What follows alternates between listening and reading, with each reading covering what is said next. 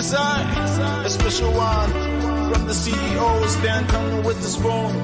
And your boy, Friday the South and Band. Charges on the beat. On the spoon to get your information. On the spoon to be part of our discussion. Spoon, spoon, spoon television. Spoon, spoon, spoon radio station. Spoon gonna tell you what is happening in Liberia. Spoon gonna tell you what is happening in Monrovia. Spoon gonna tell you what is happening in Africa. Just to spoon, you will know. If the children crying for starvation, just to spoon. You want to get a news update, brother, to spoon. You want to know what is happening in Monrovia, to spoon. Politicians want to make their decision, just to spoon. You want to know what's happening in the ministry, to spoon. Yeah, to spoon. Yeah, to spoon. You from Vonjema, Maryland, to spoon. To spoon. If you eat Cape gradually, my brother, to spoon. You got a spoon TV, you got a spoon radio, to spoon. To spoon. You want to get a news update, to spoon. What? Yeah, Rastafari. Kilibamba, kilibamba, kilibamba. Kilibamba, kilibamba, kilibamba. What I want? Yes, what you about today? Spoon TV. Spoon. Yes, what you about today? Spoon. Spoon TV. Spoon. Spoon. Skibidi-bidi-dabado. Spoon TV. Spoon entertainment. Kua.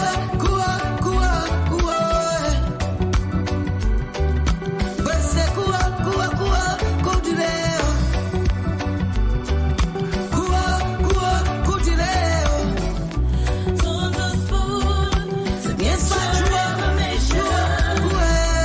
On the spoon to be part of our discussion.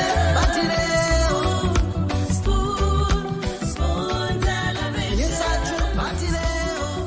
Spoon, spoon radio station. Spoon television.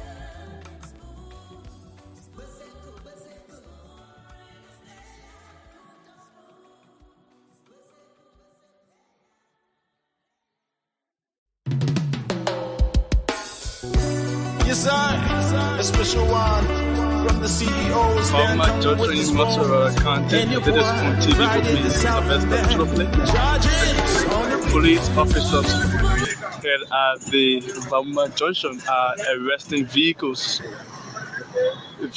that they said belong to the Liberian government in the wake of the assets recovery team going around getting government's property. So folks, any moment from now, we will be talking to officers of the Liberian National Police here to know exactly what are those vehicles they have arrested so far belong to the government. All right, so and there we are.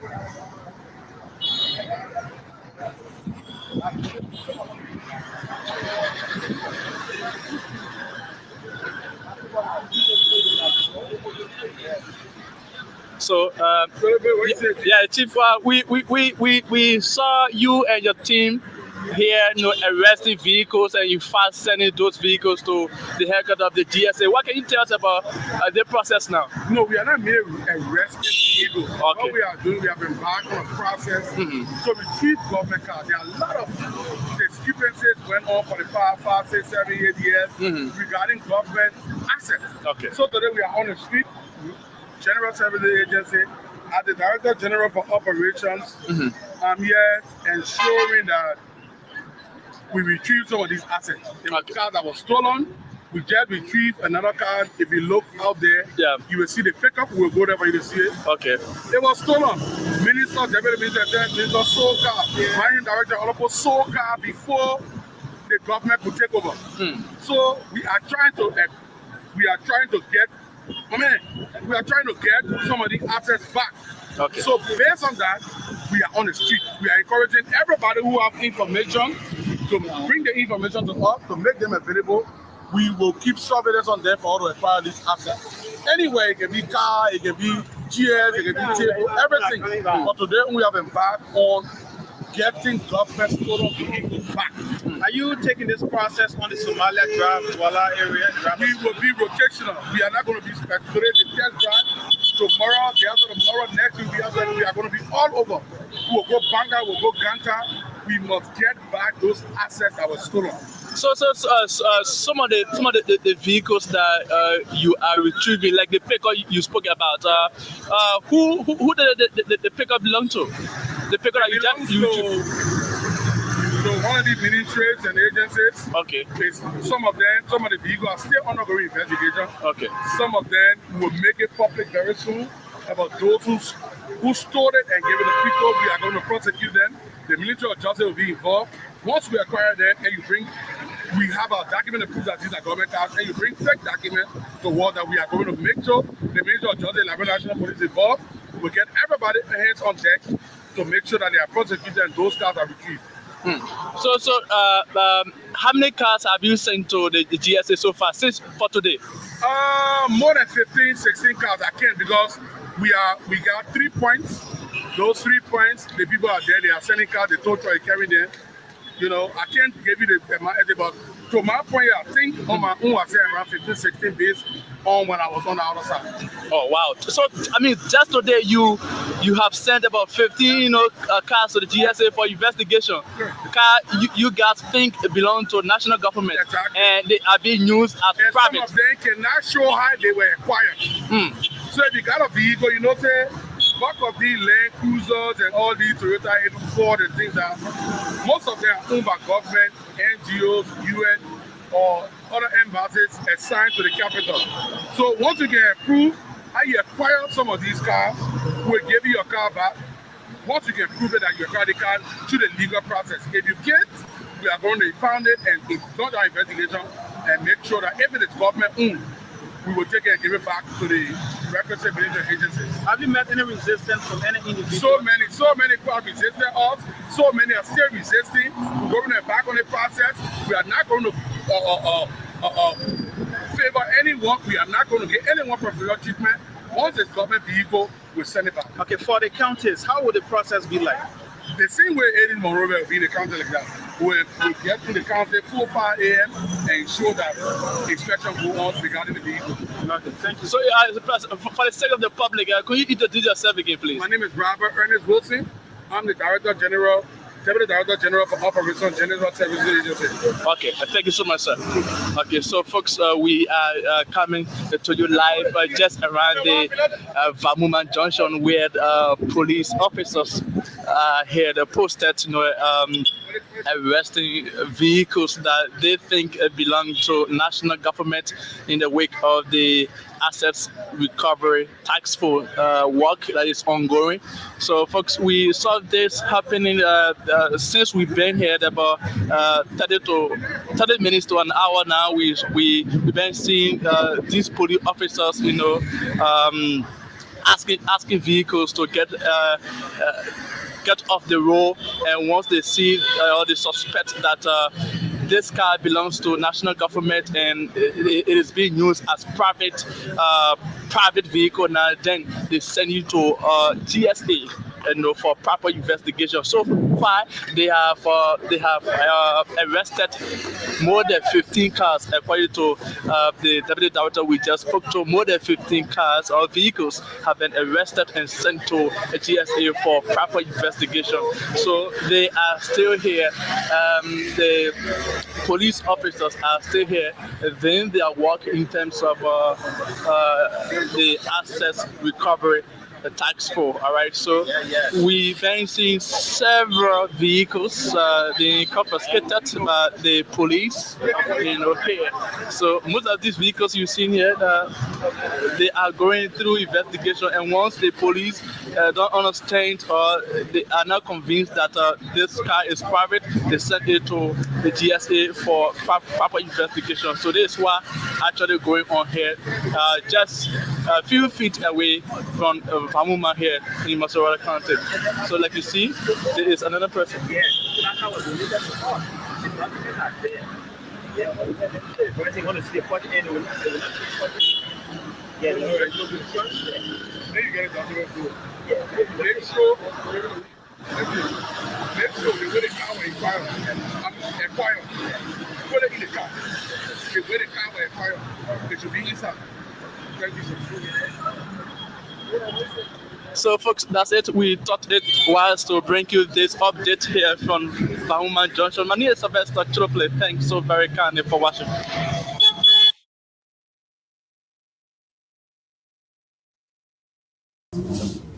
We also want to use the medium to caution employees, private individuals and former officials of government who are in possession of government properties to surrender them to the tax force.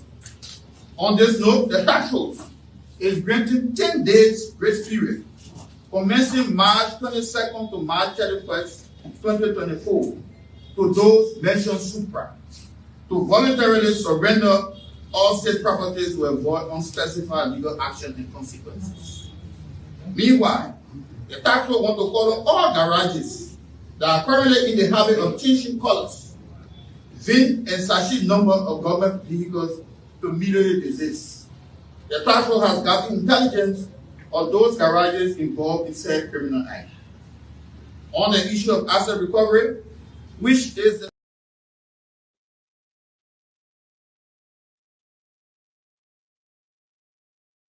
from employees, former officials, and private individuals who obtain same through illegal means. The pledge to the people of Liberia and this government that we will perform fair responsibility to its maximum. In consonance with the law, we will be fearless, robust, drastic, and strong. In execution of our duties, no question or questions, despite his or her former portfolio, will be exempted, as the full weight of the law will not be selected in its application. Our ministers, distinguished ladies and gentlemen of the press, to hit the ground running, the tax force has commenced the process of properties retrieval from employees. I am saying here that those who support the continuation of the 24-year we are made peace, I support such people. You can blow me, I blow you with a personal thing, but when you support 24 years of peace and its continuation, to allow our children and those unborn for their mother to deliver them peacefully under a conducive atmosphere where investors will get attracted to come and invest and put food on the people's table. I stand by you.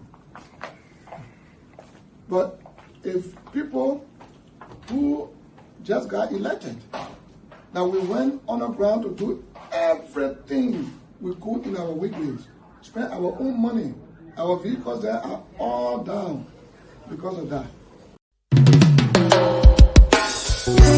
Yes, I, a special one from the CEOs, then coming with the spoon. And your boy, Friday the Southern Band, charges on the beat. To the spoon to get your information. To the spoon to be part of our discussion. Spoon television. Spoon radio station.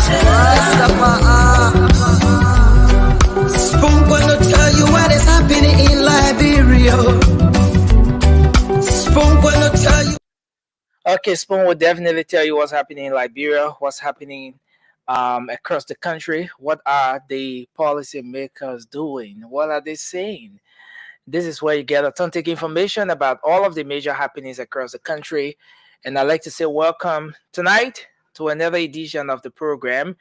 My name is Nelson Colette, and for the next 2 hours or so, we are going to be here providing you information, making some critical analysis around those issues as they unfold, and of course, making sure that you can make your input on those different issues here every single step along the way. I want to say thanks to all of you tonight. Welcome to the show. Thanks for joining us. We are live on Fabric Radio 101.1. We are live on Super 95.5 FM, and we're also live on Spoon FM 107.5. Thanks to the folks in Radio Lane for joining us tonight. Let me say thanks to the thousands of you across the internet. We are on YouTube. Spoon Talk Live is the YouTube handle. Thanks for joining us from there. We're also here tonight on Facebook, and we're on Spoon TV, we're on Fabric TV, we're on Super TV. I want to say thanks to all of you for coming on tonight. Kindly share the program as you come on. Let's have a great conversation tonight. It's going to be fascinating. Of course, I want to go to the comment section now and recognize a few of you joining us here tonight. Let me go to the comment section and recognize a few of you who have come on here tonight. Joining us. You being here tonight is a great thing. Okay, so let me go to Facebook. I see Kolu Blama. Thanks for joining us. Yes, I see Nathaniel Hill from YouTube. You're watching tonight. Thanks for being here. General Fofana, thanks for joining us. We appreciate you. I see Nathaniel Hill. Nathaniel, thanks for being here tonight. Uriah Bryant, James Favor Vani. James, you said you're following from Grand Cape Mount County. Thanks for being here tonight. Let me say welcome to Eric Tukulo. Eric Tukulo. Thanks for being here tonight, Eric. We appreciate you coming on. Kindly share the program as you join us tonight. And I see Emmanuel. That's Tikumbla. Wow. Hope I got the name right. Emmanuel, thanks for being here tonight. We appreciate you. And I see a lot of you, man. Thanks for joining us. Alaska Peters is here. I see Azubuki Yates is joining us. He said, easy way to call my name is Azubuki. Okay. I like that. Azubike. Yeah, Azubike. Thanks for being here tonight. I like the way you try to put in the syllable and everything, but I appreciate you. Thanks for being here tonight. Jay Alaska, Abraham, Jempolu, you're joining us from 24th Street in Sincor. Yes, I see Hashim Fambula is here tonight. Good evening to you as well, Hashim. Abraham Amara Dunor. Everybody, thanks for joining us tonight. I see Darius Norin, Evelyn Matthews, thanks for being here tonight. Sharon Opoka, we appreciate you. Sebe Vapla, and I see Moriah Sando Inatu. Yeah, I got the name right this time around. Yes, thanks for being here tonight. We appreciate you. I see Ma Asatu's son watching from South Korea. Moses Colley Jr., Philadelphia. That's where you're joining us from. Thanks for being here tonight. King Sharif, you're joining from New Crew Town. I like the way the people can call that place. New Crew Town. But if you ask a typical Liberian man, they may say New Crew Town. New Crew Town. They may finish with you. That whole New Crew Town. No, New Crew Town. Where you living? You're living in New Crew Town. They may finish with that. But I want to say thanks for being here tonight. Amara Kanen, Janga Sese, Moses Momolu, everyone. Yes, Yet say I got his name right this time around. And Flex Doll say I'm a fan of the show. Thanks for always coming on. I appreciate every single person here tonight. And thanks for joining us. Let's hope we can have a great conversation tonight. We do this for Liberia. We do this for our country.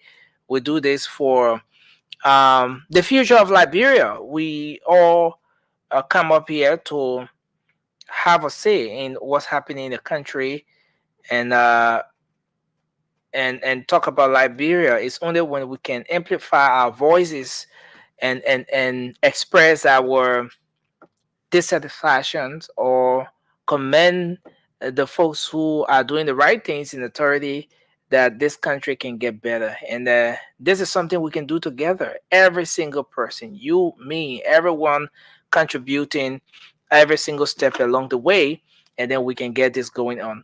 So I want to say thanks to everyone for joining us tonight. I'm going to move on to give you the updates quickly.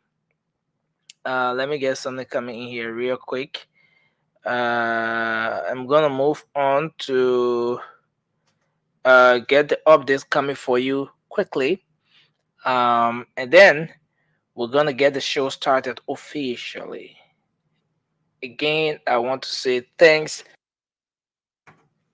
Again, I want to say thanks to everyone, everybody for coming on tonight as we get ready, of course, to kickstart the show.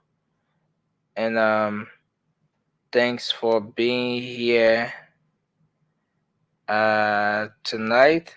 Wow.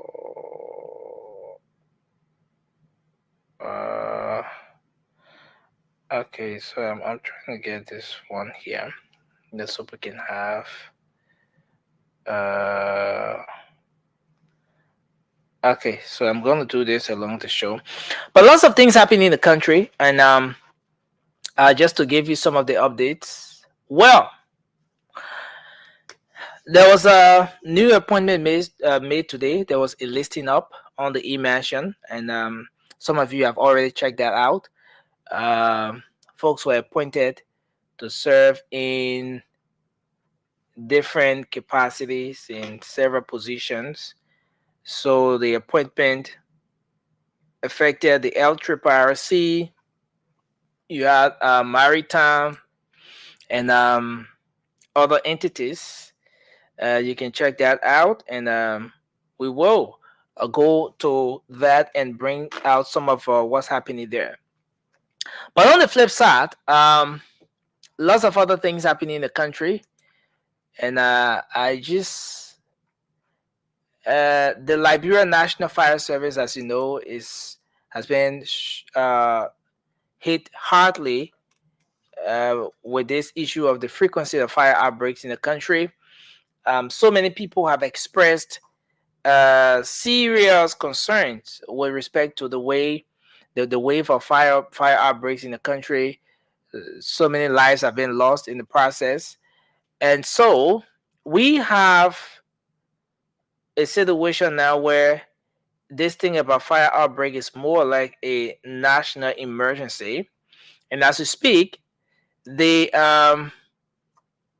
Liberia National Fire Service was able to get some firefighting equipment today from a group, which is a good way to start. So over the weekend, the appointed officials, the folks who were nominated, Mr. Rosa Bavo and Emmanuel Farr, the director, executive director, and deputy director for administration, they took over officially on the weekend, and today was more like the first day at work. And imagine on the very first day at work, receiving the donation that they received today. It's something that was a great one, a very, very unique one right there. And following the donation, we saw that there was another donation as well from another group, but Afri Tribe and Avi Tribe and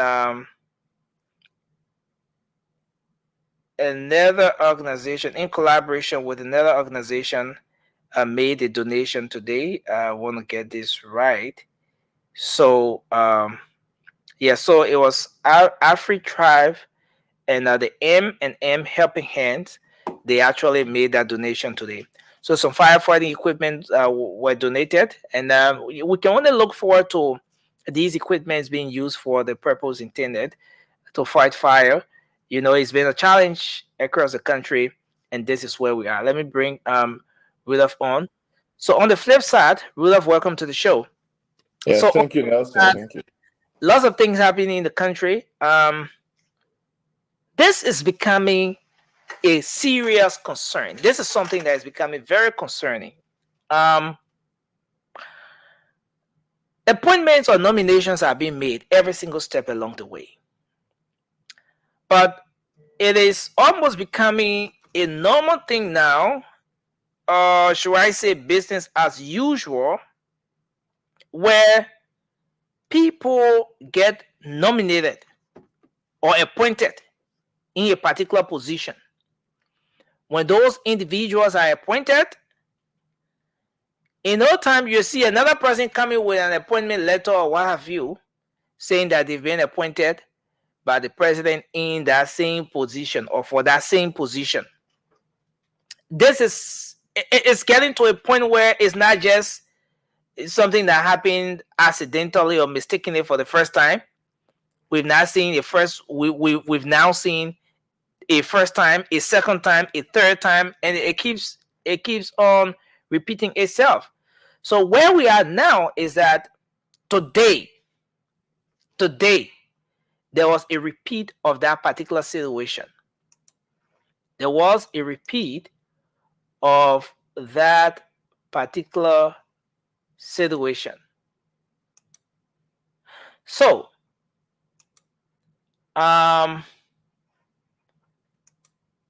it gets to a point where the authority or the office of the president needs to take this thing seriously.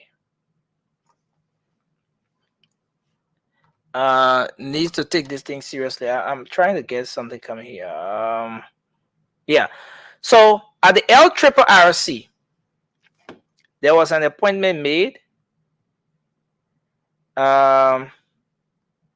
And why the nominee is getting ready, is preparing to go for the confirmation hearing. Then another person walks in at the facility. He says he was being appointed by the president for that same position. For the Is it same. Mr. Ama? The Ama situation?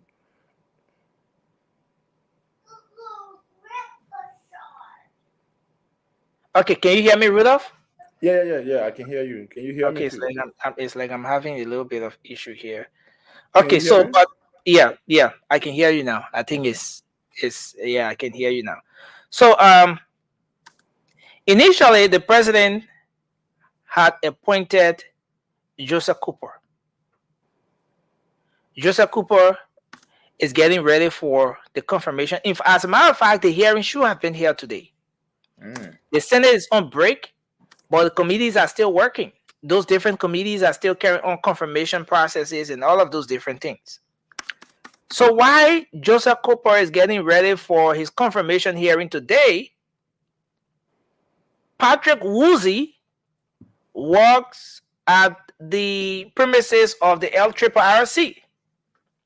Patrick says he was equally appointed by the president as the head of the entity. And so the situation gets to a point where even the employees of the institution are concerned. Yes, And there Nelson. I is mean, this it's back very and forth. concerning. It is There is concerning. this back and forth. The both individuals claiming to be appointed by the president, showing their letters of appointment or what have you. And so this is one instance. This is something that has happened over and over and again. Now, um, there was similar situation. Reports we are getting is that there was similar situation at the LBS as well, with the deputy director for rural broadcasting. So these are issues that the authorities will have to look at, and that's just for the intro. We're going to dive deep into that particular situation. Now, the next thing is the asset recovery team kickstart the activities. Most of you are aware, and aside from Councillor Martin just making a statement at Mika when he said that they will retrieve government assets, today they were in the streets. They are making sure that the vehicles that are suspected to be government owned, especially those Land Cruisers and all of those vehicles that are used by government usually, these expensive vehicles, and they were inspecting them in some cases where the owners of those vehicles did not prove that they actually bought the vehicles from government. How did they acquire it? Those vehicles were then taken to the GSA, and investigation is starting from there. So we can clearly see here that a portion of this whole asset recovery process has started, and this is something that started today in the country. The team is saying that they're going to be across the country. They are going to do this simultaneously in all parts of the country. They are going to be there inspecting those vehicles, making sure that once it is government owned, they can be able to get hold of it, take it to the GSA, the requisite ministry or agency that's supposed to be using those vehicles. It can be given back to them. But there are policies as well, Rudolph, and I think you know that with respect to vehicles that are being bought by government, how people can acquire those vehicles after they've been used for X amount of years, and there's a process as to how people acquire those vehicles. So how those people get in the vehicles? That's the first thing, and I think that's where the entire investigation is taken off from. I So think that this is is for a that. whole waste of time, the way in which they're doing it. But anyway, let's Yeah, continue when it's sometime like yeah. that. Let's another update here quickly has to do with the foreign ministry. Well, about a week or two ago, the foreign minister, Manassera Beslo Yanti, made that pronouncement about those in possession of government the service passport to return it so that they can review the processes leading to how those people acquire the passports. She disclosed that there are individuals, as per intelligence they've received, there are individuals in possession of the diplomatic passports that should not be bearers of those passports. Well, the update on that is the team said there are some government officials, past and current officials of government that are complying with this process. And of the 438 diplomatic and service passports, 31 of that number, 31 passports have been returned to the country. The bearers of those service passports have complied with the team. So 31 persons have returned their passport. The team have been able to retrieve 31, and there are others who are showing some signs of compliance, and so the process is going to begin from here, and then we see what happens in the coming days. And then just the final one here, then we move on to the discussion.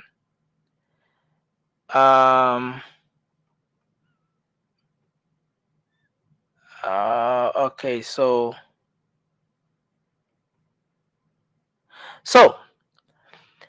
this back and forth with the coupon thing. Representative Yeka Koloba raised the issue, and there has been back and forth on this whole coupon thing with JMAC as to whether the executive, the Ministry of State, issued the coupon. Why did they issue the coupon? And the whole optics of it, the reason provided for the issuance of the coupon. While all of those things are being discussed, the lawmaker of District 11, Representative Richard Kuhn, to some extent addressed that issue. He said that the lawmaker of District 10, in the words of the representative of District 11, they're not far from each other. It's just that in terms of position, they're a little bit far from each other. But the District 11 lawmaker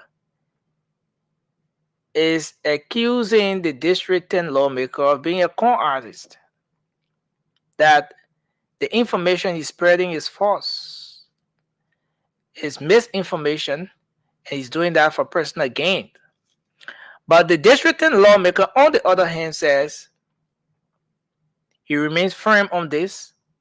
He knows what he's saying, and the coupons were issued by the Ministry of State. He doesn't want to be a part of it, so he's flagging the issue. The reasons provided, he said, for the removal of the speaker. Well, the District 11 lawmaker says no, there's nothing that was done with an intent or with that motive of removing the current speaker. No, they did it as a way of appreciating the people who voted for the United Party's candidate, in the just ended process at the legislature, the speakership election. So this is where we are. Too many things happening all at the same time, and then finally,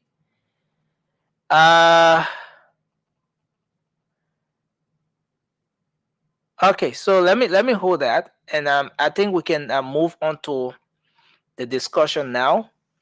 Let's move into our discussion. Rudolph, just tell us what's on your mind quickly, and then we can get the show started. Yes, Nelson. As always, what is on my mind is the issue of the Liberian people and the very important issues. But I just want to make an inquiry, or should I still provide some clarity on this whole the team that were at ERW Junction today retrieving assets. I think it was actually at around the Vamma Junction. Sorry, Yeah. I think I mean from what I read, I don't know if it's accurate or not, but it says, and from what I saw as well, I saw the GSA bus and not the asset recovery team, because I think the people needs to understand the difference.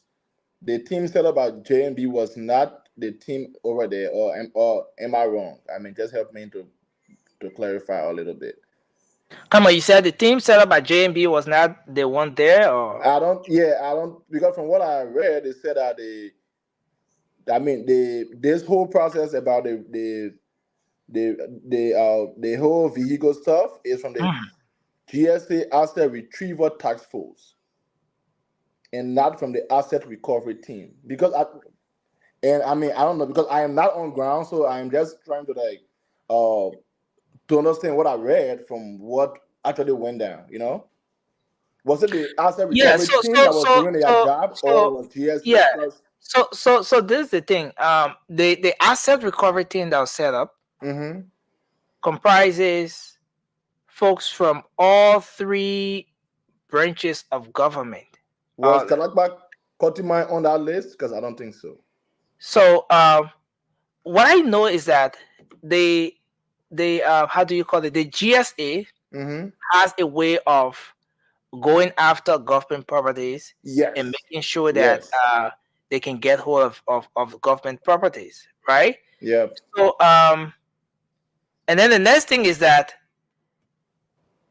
the GSA, from the inception of this entire thing, it's been 2 months since the government took over, right? Yeah. So from that time up until now, there hasn't been any robust action from the GSA with respect to retrieving government assets, especially in terms of vehicles. So when is this particular action coming about? I mean, maybe I could say that maybe it's just time that they are about to get into action, because because Nelson, so the reason why I was trying to get that clarity, because if it is actually the asset recovery team doing that, then I think it's a waste of time, because I mean they should be focused on other bigger issues, right? Because that is why we have the GSA, because that is the work of the GSA. So if the team that was set up to recover assets, including buildings, foreign bank accounts and stuff, if they are the ones at Vamuma trying to stop vehicles and ask questions about if it's owned by individuals or by government, then that's a waste of time, Nelson. Because the first thing is that, I mean, there should be, I mean, you cannot not just go on the street and say, oh, because this car looks like a government car, so I will stop it and ask questions. No, I think there should be proper mechanism put into place behind the scene before even and going to specific people, not trying to block traffic and stop other people from going. Because what if you stop the man and then in the end it's not a government car? I think that's a waste of time. Yeah, there's always the other side to everything, and yes, but if you go back to this, I want to bring this video in, right? Yeah, let's see the video, please. See this. Let's take a look at this. This is Councillor Martin here. We also want to use the medium to caution employees, private individuals, and former officials of government who are in possession of government properties to surrender them to the tax force. On this note, the tax force is granting 10 days grace period, commencing March 22nd to March 31st, 2024, to those mentioned supra, to voluntarily surrender all state properties to avoid unspecified legal action and consequences. Meanwhile, the tax force want to call on all garages that are currently in the habit of changing colors, VIN and sachet number of government vehicles to immediately desist. The task force has gathered intelligence of those garages involved in said criminal act. On the issue of asset recovery, which is So there you have it, Rudolph. Can you hear me? Yeah. Yes, Nelson, I can hear you very well. So there you have it. So for the asset recovery team, the grace period given or the deadline provided for the turnover of all of the vehicles and stuff is the 31st of March. Now I want us to go back to this interview and listen to what this the head of this team here had to say when he was interviewed regarding this process that they wrote out today. You and your team here, arresting vehicles, and you fast sending those vehicles to the headquarters of the GSA. What can you tell us about the process now? No, we are not merely arresting vehicles. Okay. What we are doing, we have embarked on a process to retrieve government cars. There are a lot of discrepancies went on for the past 5, 6, 7, 8 years regarding government assets. Okay. So today we are on the street, General Services Agency, as the Director General for Operations. I'm here ensuring that we retrieve some of these assets. There were cars that was stolen. We just retrieve another car. If you look out there, you will see the pickup. We'll go there for you to see it. Okay. It was stolen. Minister, Deputy Minister sold car. Mining Director Olopo sold car before the government could take over. So we are trying to get some of the assets back. Okay. So based on that, we are on the street. We are encouraging everybody who have information to bring the information to us, to make them available. We will keep surveillance on them for all to acquire these assets. Okay, so Rudolph, there you have it. He kept saying the assets. All right. But they are actually from the GSA. Yeah, they are actually from the GSA. And the reason why I went back to the previous video is because the asset recovery team has said that their process, the deadline for all those in possession of government vehicles and government assets, the period for voluntary turnover or what have you is the 31st of March. Okay. Today is just here in Liberia, today is the 26th of March. Or in other parts of the world, today is the 25th, right? Yeah. So till it gets to the 31st, I think the people in possession of government assets are still having a honeymoon until the 31st. But it's a good thing. But Nelson, that was a statement made for the asset recovery team. Yeah. Right? So their workings is somehow different from what we saw today.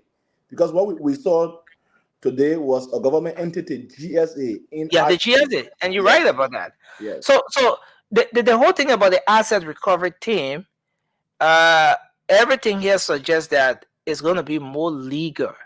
They're going to be more into the legal thing and going after, if they went after Rudolph, for example, or they went after James, John, Paul, whoever, it will have some legal basis. Thank you.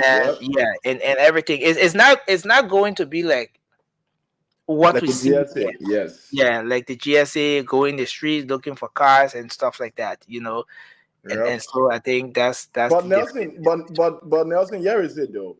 Mm-hmm. When I listened to that speech from the asset recovery team here, I don't know, but he talked about government cars that are in garages and stuff. Nelson, I think that is somehow, I saw that as an overlap of function. Because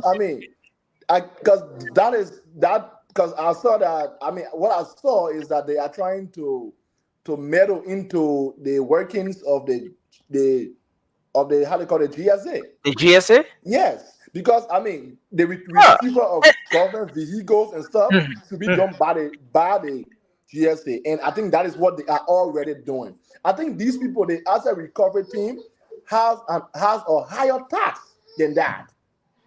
What is the mechanism they have in place now for retrieving bank accounts overseas? That is where their focus should be. What is the mechanism in place for houses built by ex-government officials? For the government to take it back, not government vehicles, government debts, government computers. No, these things are Again, Rudolph, the whole thing about asset is holistic, right? You talk about asset, it covers a whole lot. All right. So yes, and I get where you're coming from when you talk about the area of focus, what it should be at this point. They should be more concerned about people who have maybe millions of dollars, who took away, some very important assets from the government and so forth. But again, asset is inclusive of everything. No, that is granted. Even the decks, the chairs, and every single thing. Nelson, so if you say that if this particular action was being carried on by the GSA, by the asset recovery team, then it's a waste of time. Then how do we reconcile that with the fact that this particular process, asset recovery, is inclusive of everything? Nelson, yeah. So here is it though. Mhm. If JMB was just trying to, I mean, we have the how they call it GSA, right? That is their Mhm. work, right? Yeah. So the reason for JMB forming an extra team is for the most complex uh issues, right? Because Okay. I mean, you cannot have this special team joining the GSA to go on the street and seize cars, to go and seize decks, to go and Mhm. seize computers. No, this is a special team designed. So it's almost like this. When I was back home, I mean, we had a how they call it the PSU, ERU, and the police, right? The police carries on the I mean, their day-to-day functions. But then The when regular stuff. yes, but then when you have bigger issues of higher concern where there is much more violent, then you put in the PSC or the ERU, right? So here is it. That, what I am saying is that this team was put together primarily because Nelson, when you look at the expertise in this team, I mean, they were put together to trace assets around around the world by government officials, even back home, but not government vehicles, because that is the workings of the GSA. You cannot have two groups doing the same work. Then you are going to slow down the process. Again, I want us to go back. I want us to go back to something here. There's a comment here from Momo Tamatuli, and Yes, this is what he says. Right, the yes, lower hanging fruits should be left to the GSA to yes, recover. and that is my Lower point. hanging fruits. But again, I want us to go back here, back to this point. The GSA, or sorry, Councillor Martin, when he addressed Mhm. the MICA, he did not distinguish or differentiate whatever what should be what or what have you. He was clear that the asset recovery team will go after everything, including decks, chairs, table, cars, and you name the rest. We also want to use the medium to caution employees, private individuals, and former officials of government who are in possession of government properties to surrender them to the tax force.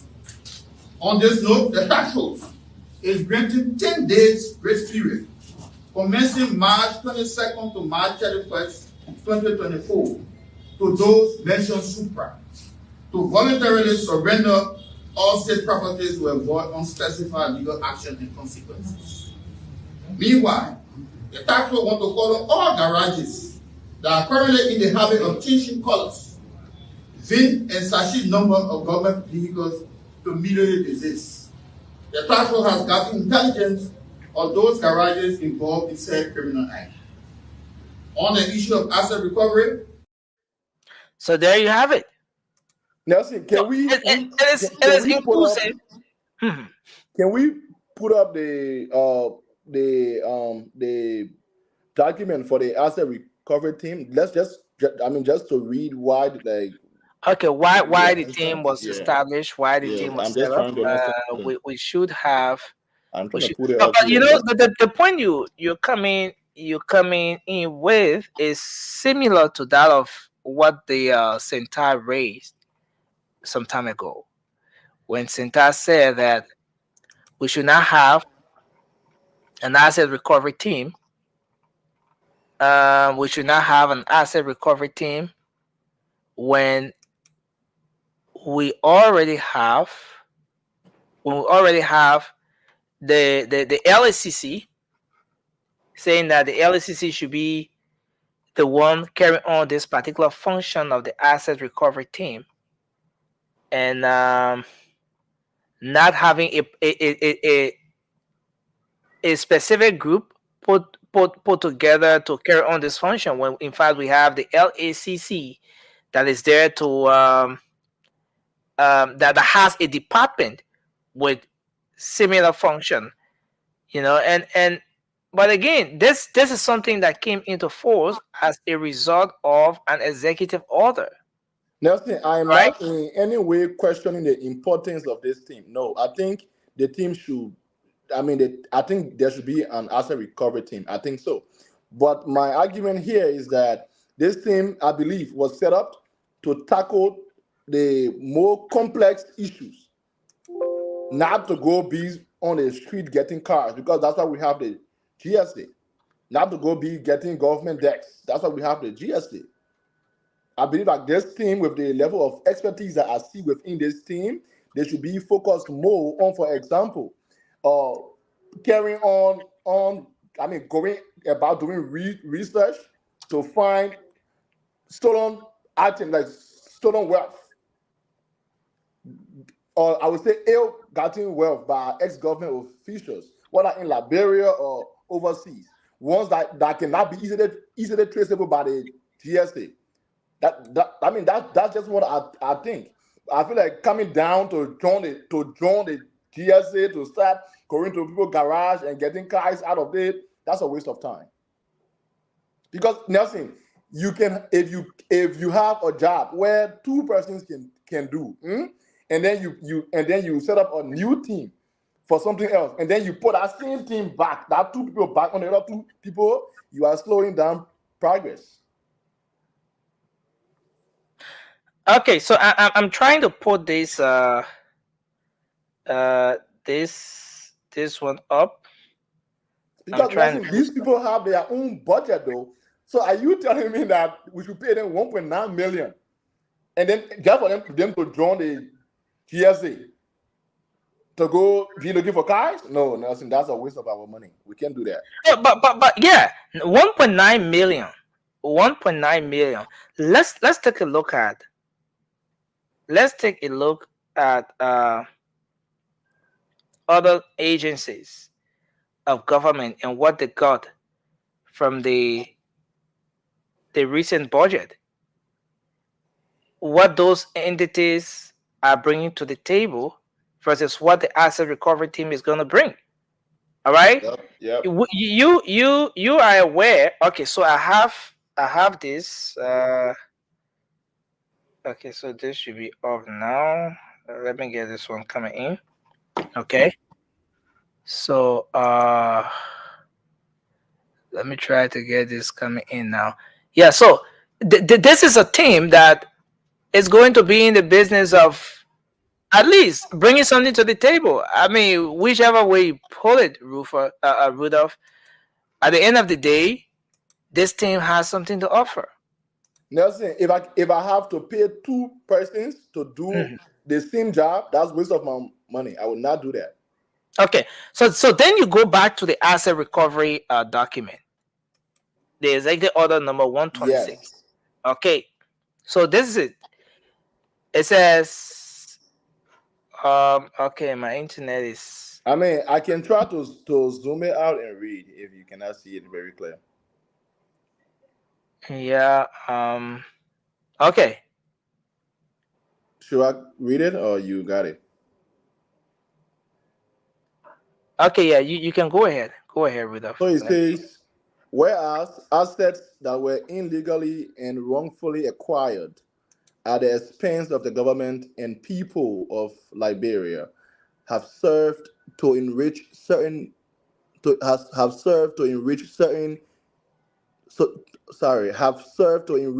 current and past government officials who have acted with impunity and affront to the country and their fellow citizens.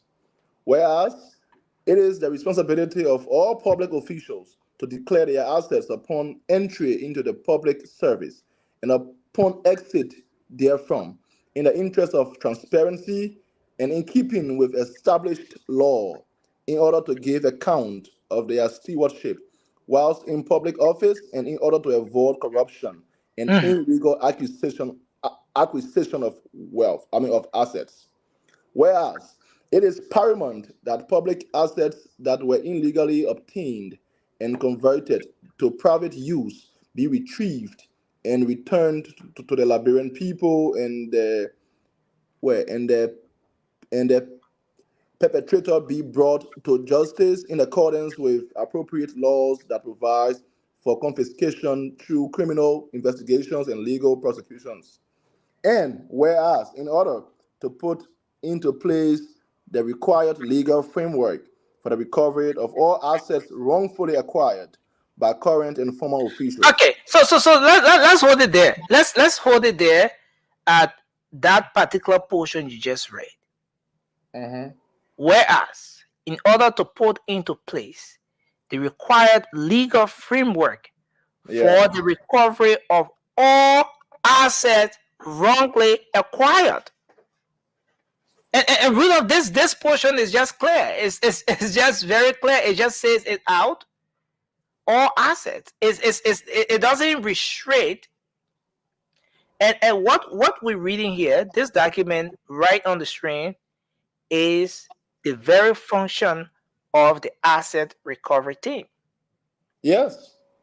That is just what the asset recovery team is going to be doing in black and white. That's it right there. Nelson, so they're going to be recovering all assets. Nelson, I know you're concerned about the 1.9 million and all of that. Why should we be giving 1.9 million to people who will be out there? But again, going out there to go for vehicles and those things, that's just a component of the very work that those people are going to be doing. Yeah. So, here is the argument I am making, Nelson. Okay, you have I agree. That is all asset and there is no limitation. But the thing is this. We have we have a not branch of government, but we have a sector in government that is focused directly in that area, right? So we agree that is a component of your work. But why? If you already have someone who is capable of executing that functions of your work, why not leave it and go for other things just to boost how do you call it? Yeah, and I want us to come to the final portion of this document right on the screen, and we remove that. It says, okay, let's go to the one before that. Whereas the task force shall consist of a chair, co-chair, and shall have the full cooperation of the General Services Agency, the Ministry of Justice, and all security agencies. That's why you saw the police. When you watch that video, right? You saw the police, well-armed police officers. So this task force is cooperating with even the GSA. The last line says it all anyway. So yeah, you have. And so right. the final line now says the asset recovery task force shall also retrieve assets from private individuals who have illegally purchased government assets. Yes. This is where we are. And again, Nelson, you are right. You are. I am not questioning what their job is by this order. What I am questioning is how important. Nelson, when this team was structured, there were expectations by the people, and those expectations were not for us to see them on the street trying to recover cars and office desks and stuff like that. Our expectation was that your expectation should be in line. No, Rudolph. Here is the thing. Your expectation should be in line with the TOR of that very body. What is the TOR? Rated in black and white, like we just displayed on the screen. The TOR is retrieve all government assets. Nelson, how are you going to do this? You're going to work with the GSA. You're going to work with the police. You're going to work with the different bodies mentioned in that particular executive order number 126. Those are the people you're going to be working with to ensure that you retrieve those assets. Rudolph. And the guys are out there.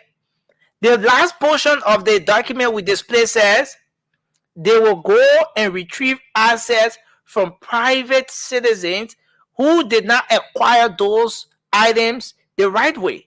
Because Martin said they will take chairs, benches, table, even you can name the rest. So Nelson, is this in any way trying to tell us that GSA is not capable of carrying out those petty functions? Will you agree if someone argues that? No, not really for me. Uh, uh if they come again with that. You said if the I said if if somebody argues that, I mean, maybe the reason for this thing of is that they had to call the GSA, they are not capable of carrying on these petty functions. Will you agree? it may not be really incapable or incapability, because if you just took up time to go back, right? The retriever in what we saw right on the screen here from the GSA. Yeah. This particular process is just a component of the entire function of the TOR of the asset recovery team. What we see here is a component. Yes. Right? So it's like GSA is there, the LACC is there, they have their own department that's supposed to do this thing, but they've not been effective. You have GSA there, they too have this department, but they've not. When was the last time you saw GSA people also invest that they saying that they're retrieving assets? How many Liberians even knew? How many Liberians even knew that they have a department or some body or whatever at the GSA that's supposed to retrieve assets like what we're saying? No. Those people have not been visible. The functions have been there, the departments have been set up, but the visibility have been lacking. And I can tell you, Rudolph, good thing that Councilor Martin said the honeymoon period for those people is from now to the 31st of March, right? But what we see here is as a result of the very comment, the emphasis placed on this whole asset retrieval by the asset recovery team. That's how come you're seeing this whole GSA thing, and because they know that by now with the executive order and how seriously the president is taking this issue, they are aware now that they this particular process that they carry on, they can go out in the streets, they can deploy men across the country. They have a backing. They have the backing, the support of a team established by an executive order that is being supported by the president, heavily financed. My man, you're talking 1.9 million a year, man. Money, everything in the thing. So you have a group that has the back of this particular department or whatever at the GSA. So you see the guys are in that vest and they're retrieving assets. Nelson, here is my worry, right? Here is my worry. My worry is that number one, from that first conference, nothing was mentioned about what is being put into place to recover foreign accounts and those big assets and those like large monetary value assets, right? There was nothing said around that. His focus was just on what we see happening right now here, right? And the second worry is that they might just put all of their focus on this, and then within 5 to 6 months, they come back to us and tell us that we cannot be able to do more than what we are doing now because of lack of funding. We have ran through the fundings. That is my worry, Nelson. And then they will start to ask for more funding again to do the real job. No, but Rudolph, there's already a targeted amount for this entire process. Nelson, we are talking about Liberia. No. So sometimes we have to let go of this Liberia thing. There's a targeted amount. So I think in this very executive order, if you went to let me get something coming here. We'll have to zoom my stuff here. So this is the second portion, right? This is the second portion. That same executive order number 126. Okay. So the last this portion says, now therefore, I, Joseph Yuma Boakai, President of the Republic of Liberia, hereby issued this executive order number 126 with an intent to immediately kickstart or take steps to retrieve, recover, restore, and reinstate our. It's kind of blur from my end. Reinstate our. Is it fears? Where are you? Let me see. To reinstate our fixed and liquid assets. Okay, fixed and liquid assets from within and out of the borders of our borders have been converted to private use by government officials and employees that were placed in positions of trust. Nelson, can we just stop right there, please? Let me just stop right there with you and just say something real quick. So good. Within and out, Nelson. So if we already have a capable arm to handle the within, then why can't that group focus on on the outside of the borders asset too? That is my worry. I think that is my point. We already have a capable arm within the GSA to focus on the within part. So then when are we going to see actions on the outside? You know, really, when it comes to this, we have an arm, we have this body established, we have the other organization established. Well, I think we were just down that road a couple of minutes ago. Well, those bodies are there, those different departments are there, but again, we go back to the question: how effective have those organizations been? For the LCC, for example, take the LCC for an example. Sentar raised a very important argument. Sentar says the LCC has an asset recovery division. Mm-hmm. Instead of creating an asset recovery team, we should rather empower the asset recovery division so that they will be able to do this very job that we're about to give the asset recovery team 1.9 million to do. But then the other side of the debate is that this very asset recovery department, what is their history? How effective have they been? But Nelson, apart from their history, most of them in there, they are working on tenure positions. So this thing is mostly about trust. No, but those in the division, in those different departments are not working on tenure positions. Tenure is for. LCC mostly is a agency where people there are on the heads. It's for the heads. Yeah, not all employees of the institution. No, I'm not saying all. No. Yeah. so they cannot appoint other people there. So I feel like it's about trust, right? This group of people that he has appointed are the ones he trusts. I think that is the reason he never just used that department. Yeah. But Rudolph, do you see this thing as something as a case where the team is doing everything at once?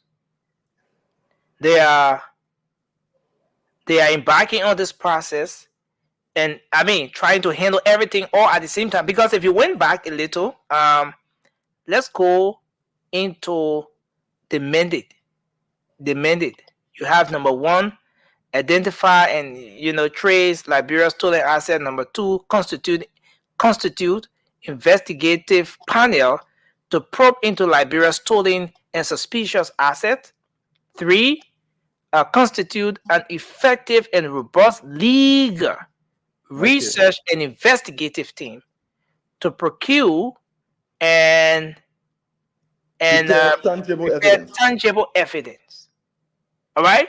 Mm-hmm. So how about those other aspects? There are possibilities that the asset recovery team is just working on all of those things all at the same time. Initiate immediate criminal prosecution and civil litigation where applicable on behalf of the government of Liberia. Upon adjudication, return confiscated asset to Liberia, and you have the mandate number 6 place Travel. Yeah. place a travel and other restriction on all individuals identified as suspects while undergoing investigation for stolen and suspicious assets. Now, if you went back, Rudolph, if you went back to the last press conference that the asset recovery team had, they said that they have about 20 names. They're going to be releasing those names very soon. I'm informed that by this week, that listing will be coming up. The head of the asset recovery team also said something very important. He said that, look, they are also going to be placing a travel ban or travel restriction. These are things that we want to see. Some of those individuals, all right? They will be placing a travel ban on some of those individuals, even went as far as calling on the state security, especially those at the borders, the Liberia Immigration Service, and all of those people to tighten the screw because it's about to get rough. All right? So these are other aspects. These are other mandates. I can't wait to see happening. So, but Rudolph, let me remove this thing a bit. you know what I see here is you trying to be that Liberian man when I get patience. You just want all the things to just jump. You won't wake up one morning, you say and I grab 5% TD in jail and the other people, this is something that's gonna take time, Rudolph. I think it's the issue of setting how they call the priority, right, by importance. Nelson, there are millions of dollars that can be retrieved from like foreign accounts, from buildings built by government officials and stuff, like as compared to these vehicles. So I think we need to arrange our our priorities, because I mean, like, if you would just be, because Nelson, honestly, my problem is these people are not telling us a lot with regards to the other aspect of their workings.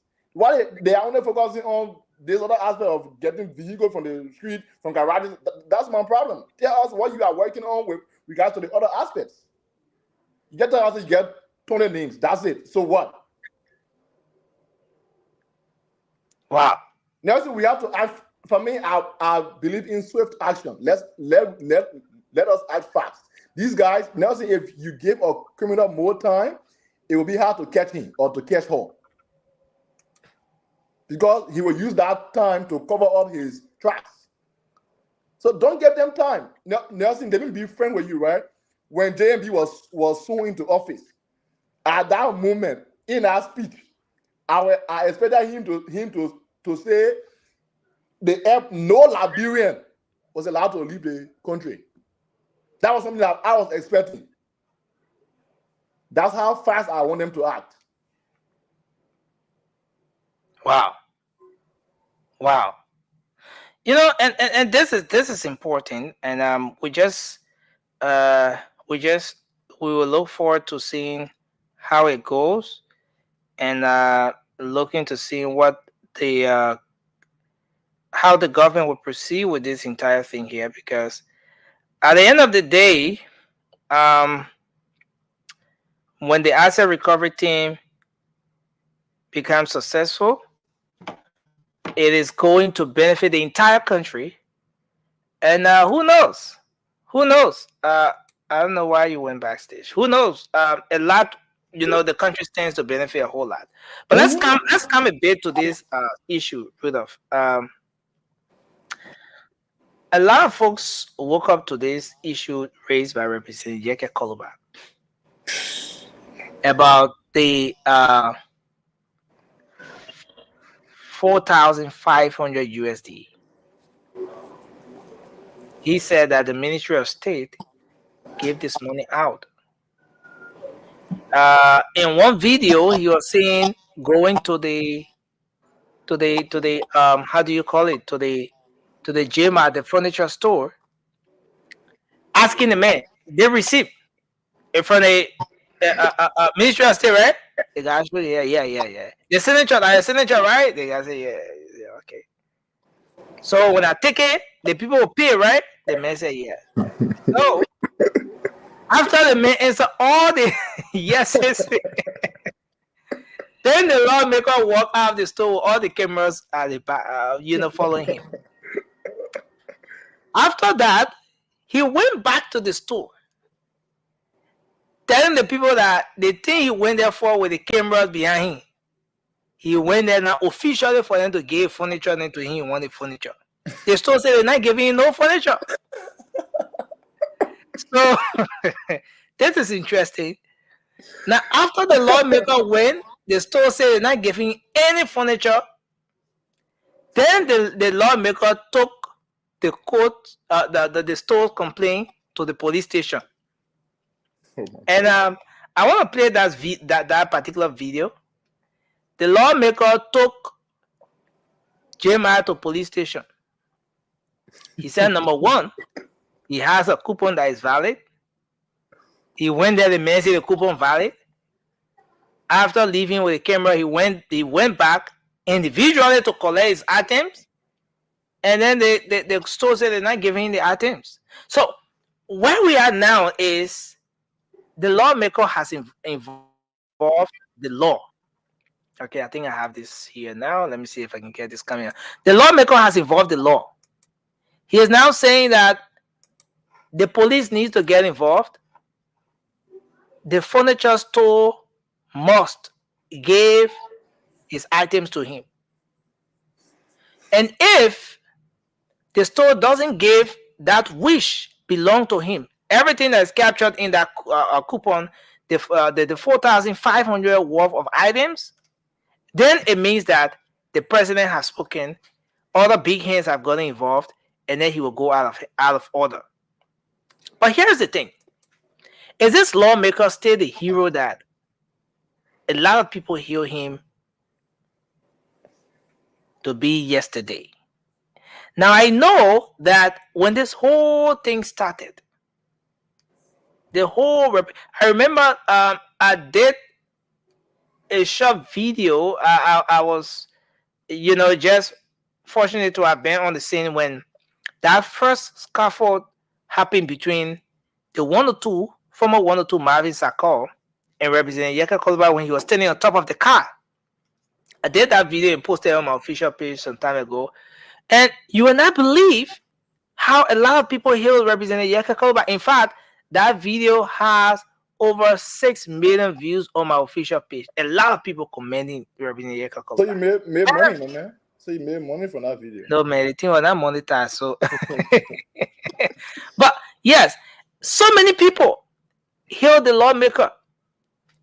There were people from other countries, other African countries, Liberians.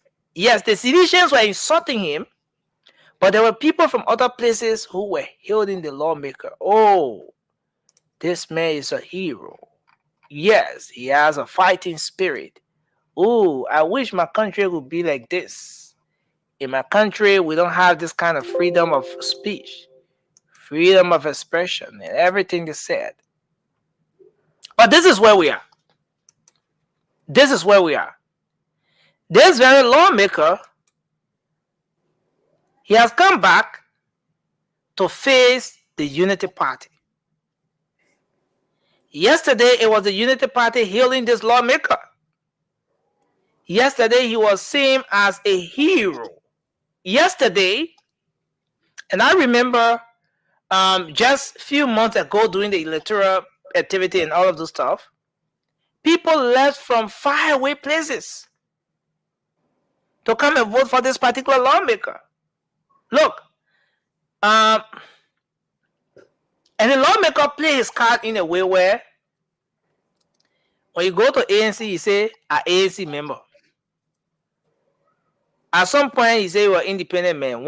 At some point, when he saw how the political, card was playing, he said he was an ANC member. When he saw that ANC and the UP and all of those things, the boats were racking, once he saw that the boat was a kind of a shaking one, then he resigned from the ANC, said he was an independent candidate, but he supports all of the different political parties in the opposition community.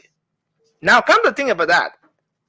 How many How many political parties did we have in the opposition community? A lot. How many political parties? So once you say that you support all of the opposition political parties, automatically you get the support of all of those people. Oh yes. From that backdrop, you notice that when there was this issue with people, okay, it was former Vice President Joe Howard Taylor that took the photo of President George Weah on the grounds of the Capitol, the legislature. That plaque, that banner was there for some days. In no time, the lawmaker went and printed Mr. Cummings' photo and that of President Buckeye. He put Mr. Cummings one side, he put Mr. Buckeye one side, and put the photo right on the ground of the legislature. He said, "Some people want to desecrate the place. We help them to desecrate the place." But what am I saying? At the end of the day, this lawmaker was being held. But this is where we are. Nelson, let me come in. Listen. Let me play the video, and this is serious. Okay. I want to play the video. I've just been trying to buy time so I can have this video downloaded. Okay, I think we have. Yes. So this lawmaker has been able to play his card very well, and then he got the vote. And listen, where we are now, it's going to be a difficult thing to say. Listen, Liberian politics, we have a long way to go. We have 6 years or a little. Okay, I think this is coming up. We have about 6 years plus. No, okay, let me say 5 years. A little over 5 years. Representative Yeke Koloba is going to be lawmaker. He has gotten the votes and everything he wanted. So let's get your take on this issue, Rudolph. What do you think? The concerns that the lawmaker is raising. Is this in the spirit of being a hero? Should Liberians still celebrate this lawmaker for being a hero? Nelson, I will be as objective as I can be with this my response. You know, we did not hail Yeke as a hero because I for once, I was in sympathy with him, right? And we did not just hail him because we wanted to oppose the government back then. No, that was not our aim. But then, whatever Yeke had reasons for doing what he was doing, and if you like, tangible reasons. It is no secret that Yeke knew the born baby passport was seized.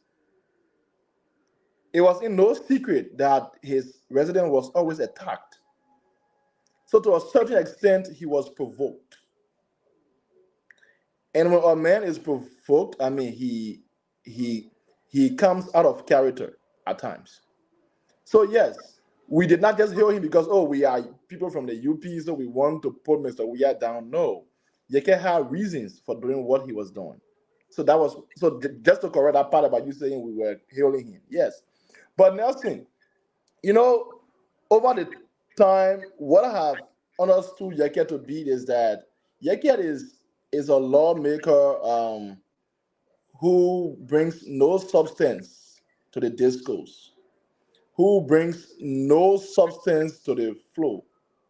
So what he does to stay relevant in our body politics is to buy the sentiment of the opposition in whatever way he can.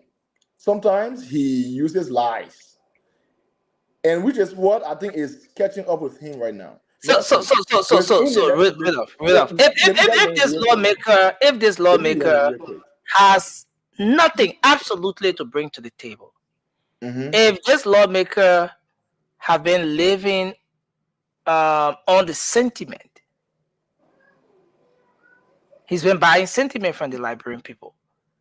If this lawmaker had not been someone productive enough, why then do you think he was elected? Thank Why you. did the majority of folks from the opposition community at the time, folks from within the Unity Party, Nelson, I will hailed tell and you. supported this lawmaker, canvassed, financial support and everything was given to him until he became a lawmaker. Nelson, I just told you, right? During Mr. Weir time, Nelson, Liberians, we are sympathetic people.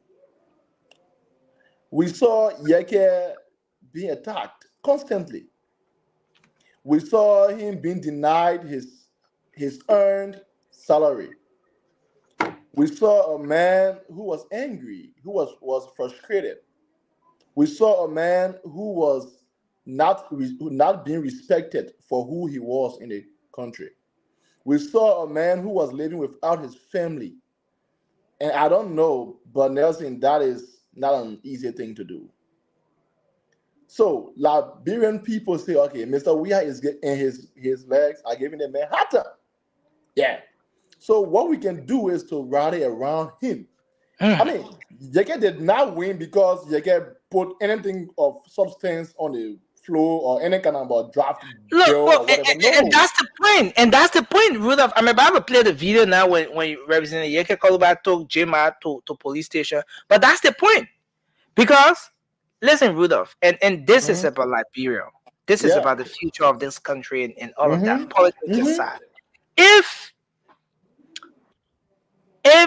an entire opposition bloc, an entire opposition community, will support one man on the basis of the sentiment he bought, knowing fully well, in fact, not looking at his track record, not looking at what he has put forth at the level of the legislature, especially after his performance, his first 6 years performance, not evaluating this individual to know as to whether he has been that productive lawmaker,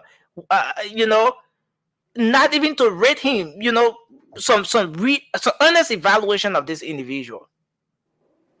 If an entire, I'm coming with that, let me just lay on this point. If an entire opposition community will not evaluate someone on those bases, but only because this person cried wolf and bought sentiment, and then you rally support and had him elected, what does that say about us as a people? First of all, we cannot use the phrase "crowd wolf" when we're talking about his situation in the last 6 years, because that, for me, that would be a bit too insensitive. No. Rudolph, the other side of this thing is, if you go to the folks in the CDC, they have a whole different narrative to that of what the lawmaker presented and was bought by the opposition community at the time. Nelson, here is it though. Like for me, right? He did not get my sympathy because of what was said on the media. It was based on what I watched happen to him, that's why I said we cannot use the phrase "crowd wolf," because crowd wolf means you're talking about you are crying for something that is not even happening to you. But these things were happening to him. We were seeing it. But Nelson, here is it though. Mr. Koluba, but then he had an excuse to campaign with. And that excuse was that because it was a CDC regime, every time he tries to put forth anything of substance on the floor, it was not taken seriously. Okay. Let me hold you there a bit, Rudolph. Let me hold you there a bit. Yeah. You ended up by saying because it was a CDC regime. And I end you. No, yeah, I'm talking about where you stopped, right? Okay. Because it was a CDC regime, everything he put on the floor was not giving the attention. He wasn't giving the stage to be able to perform or whatever, do whatever at the legislature. But let's do this, Rudolph. Did the opposition community at the time Yes, we know everybody now. The people who were in opposition yesterday, now the big beating on Yeke today. But the opposition community at the time, did that body take up time to get herself out of the picture and dig deep into what Representative Yeke Koluba was saying? Okay, No. so let's take for example. The issue about he not being given the stage, given the floor, recognized. Then we ask the critical question as to why is it that every other person at the legislature had the opportunity, they were being recognized by Speaker Buffer Chima at the time to speak. Why was it only Yeke? Because of his What were the approaches that he used? Was he being professional enough? Did he do it in line with the very standing rule of the House? Was he being respectful or disrespectful in doing that? Did he follow the procedure? Did we ask those critical questions? Now, beyond what Representative Yeke Koluba was saying. Nelson, so I have no intention tonight to defend Koluba, but I think you are pushing me in that direction. No. I'm not pushing you. I'm just asking a few questions. Yeah. So the thing is this, and that is what I spoke to when I said, when a man is frustrated, when he is being provoked, he gets out of character. And that is exactly what we saw with Yeke Koluba. Nelson, Yeke did not start on a CDC like how he is starting on the UP. Yeke did not become an enemy on day one of Mr. Weah's ascendancy to the presidency. No. Things happen. No, Rudolph, no. Nelson, I'm gonna find. Okay, go ahead. You want to know the video that if you want to find any video, find a video of his first day in Parliament. Let's see how, if he was disgruntled or not. That will be the video that will vindicate me or you in this conversation. But to go forward, right? So, and when I said that could be his excuse, Nelson, I mean, it could not be a genuine excuse, but it could be an excuse of logic where some people could buy into, because he will say that, I mean, I did not put forth in, because the petty things that I would even want to raise my hand off, I wasn't seen recognized. So what do you think would have happened if I propose a bill? So for that, he used that to get a pass from the people. But now, Nelson, we all understand that this is a house. I mean, it's not perfect, but to a certain extent, people are respected individually. What has Yeke done? Is he not going back to his old ways for no reason, only because that is so? Now he has exposed himself to us. That even if you create the enabling environment for him to freely use his brain and make something happen, he just cannot. He doesn't have the ability. He has exposed himself to us. Now, he has shown us that he can only survive by being in the opposition and disrespecting leaders. Because, Nelson, the opposition. And this is where this thing gets so I don't want to use today's word, convoluted. Because this is serious, Rudolph. This is serious. This question will keep surfacing and resurfacing. When did you, Rudolph, for example, get to realize? I'm coming to you now directly. I'm coming for you this time around. I'm not using any back door or whatever. Rudolph, you as a individual, when did you realize that this lawmaker is insincere? He's that person who survives in noise or in the opposition. When given the stage, he doesn't have the ability to make things happen using his quote unquote I'm using your quote now, brain, to make decision. When did you get to realize that? So, Nelson, in all seriousness, I got to realize this when the environment was created for him to freely express his thoughts and his ideas, and he just cannot. And that is within this new regime, because no one is fighting Honorable Koluba in this new regime. He is living as peaceful as any other Liberian is.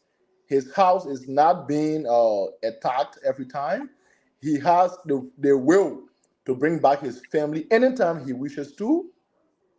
But so yes, Nelson, I just realized it. So Rudolph, because you wait for 6 years and only honor President JMB.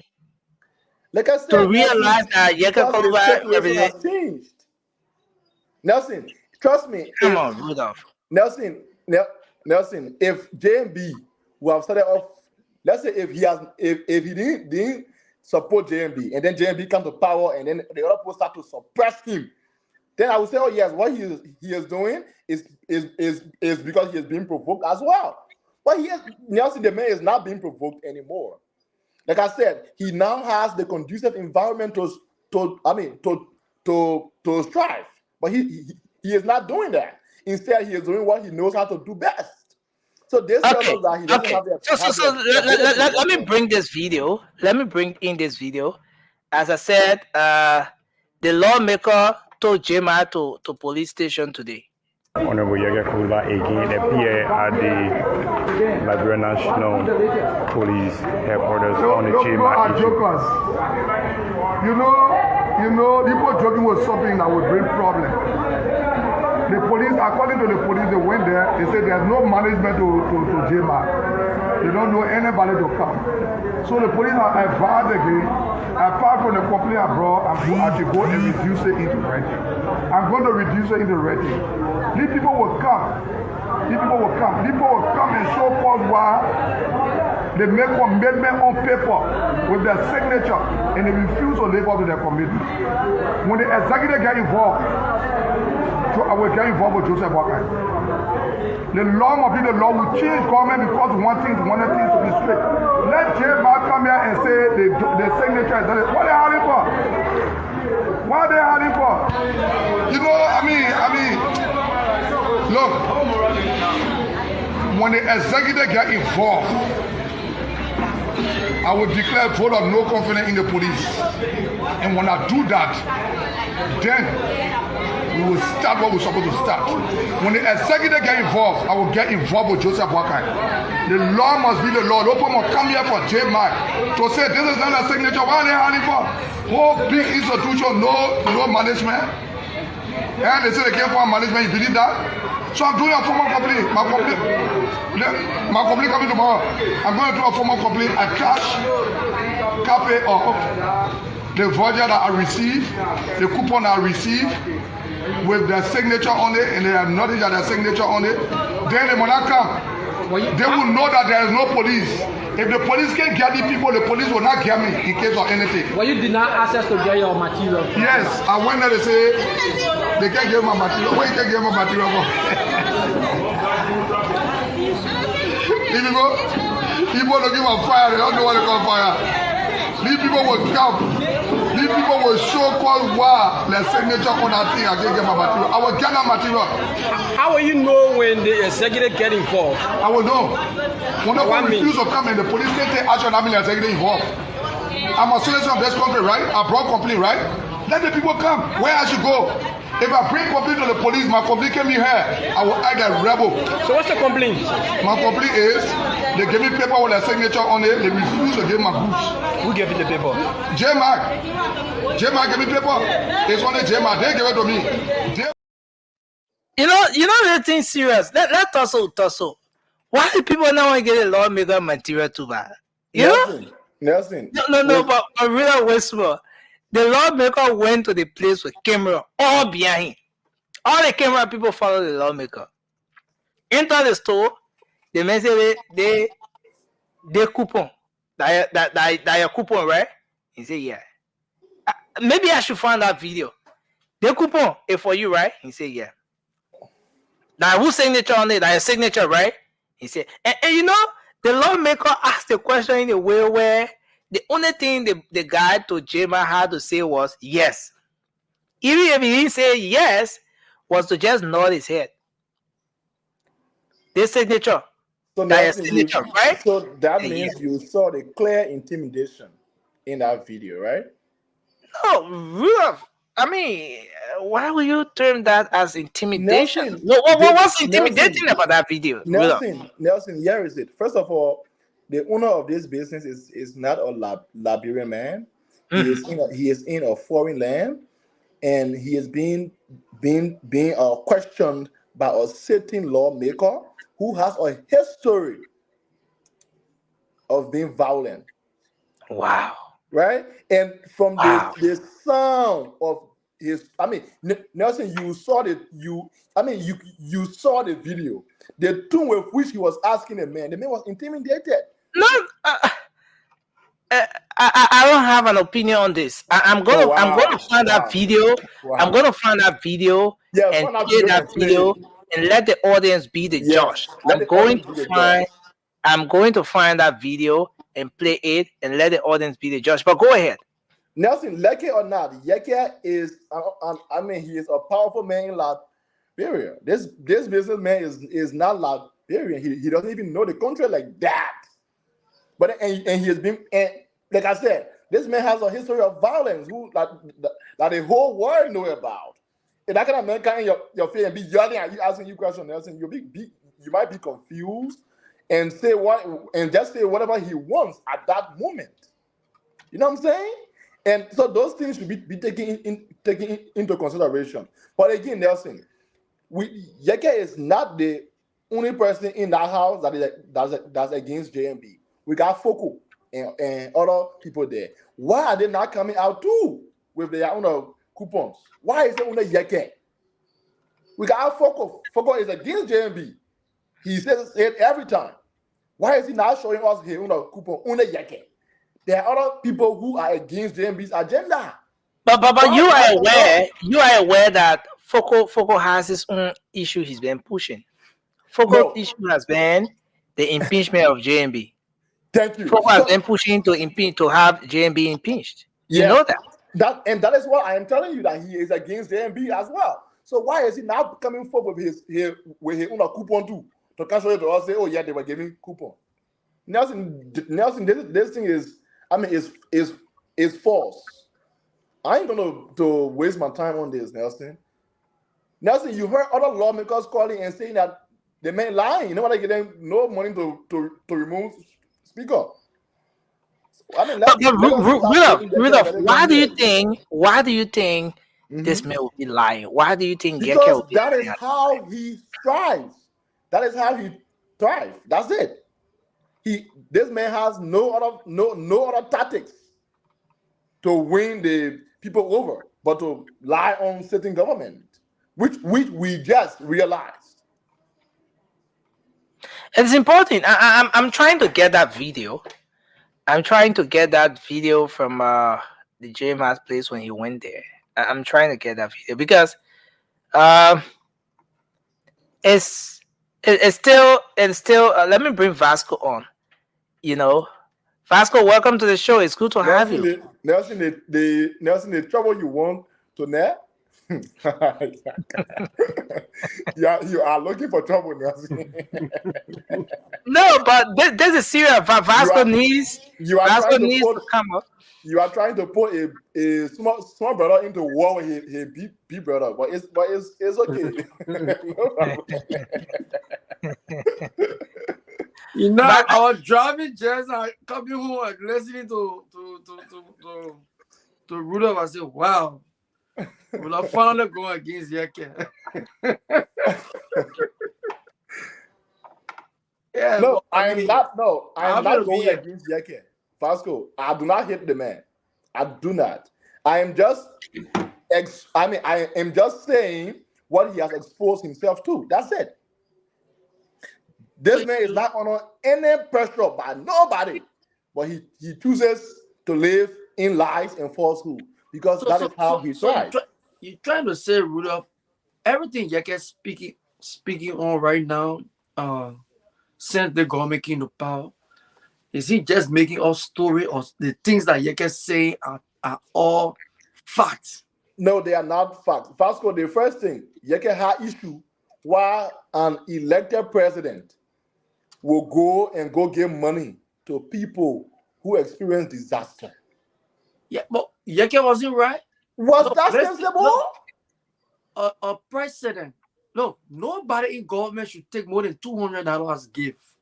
But did he show that it was that the money was received as a gift? Did he show you that? Then where he took it from?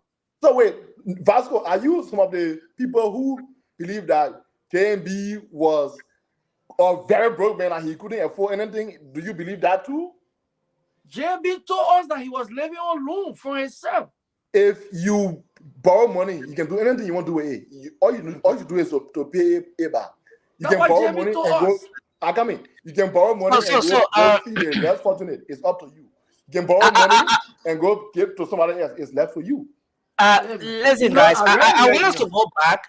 I don't know what's happening here from my end. You guys seem to be breaking in, but I want us to go back to this issue. Vasco. Yeah.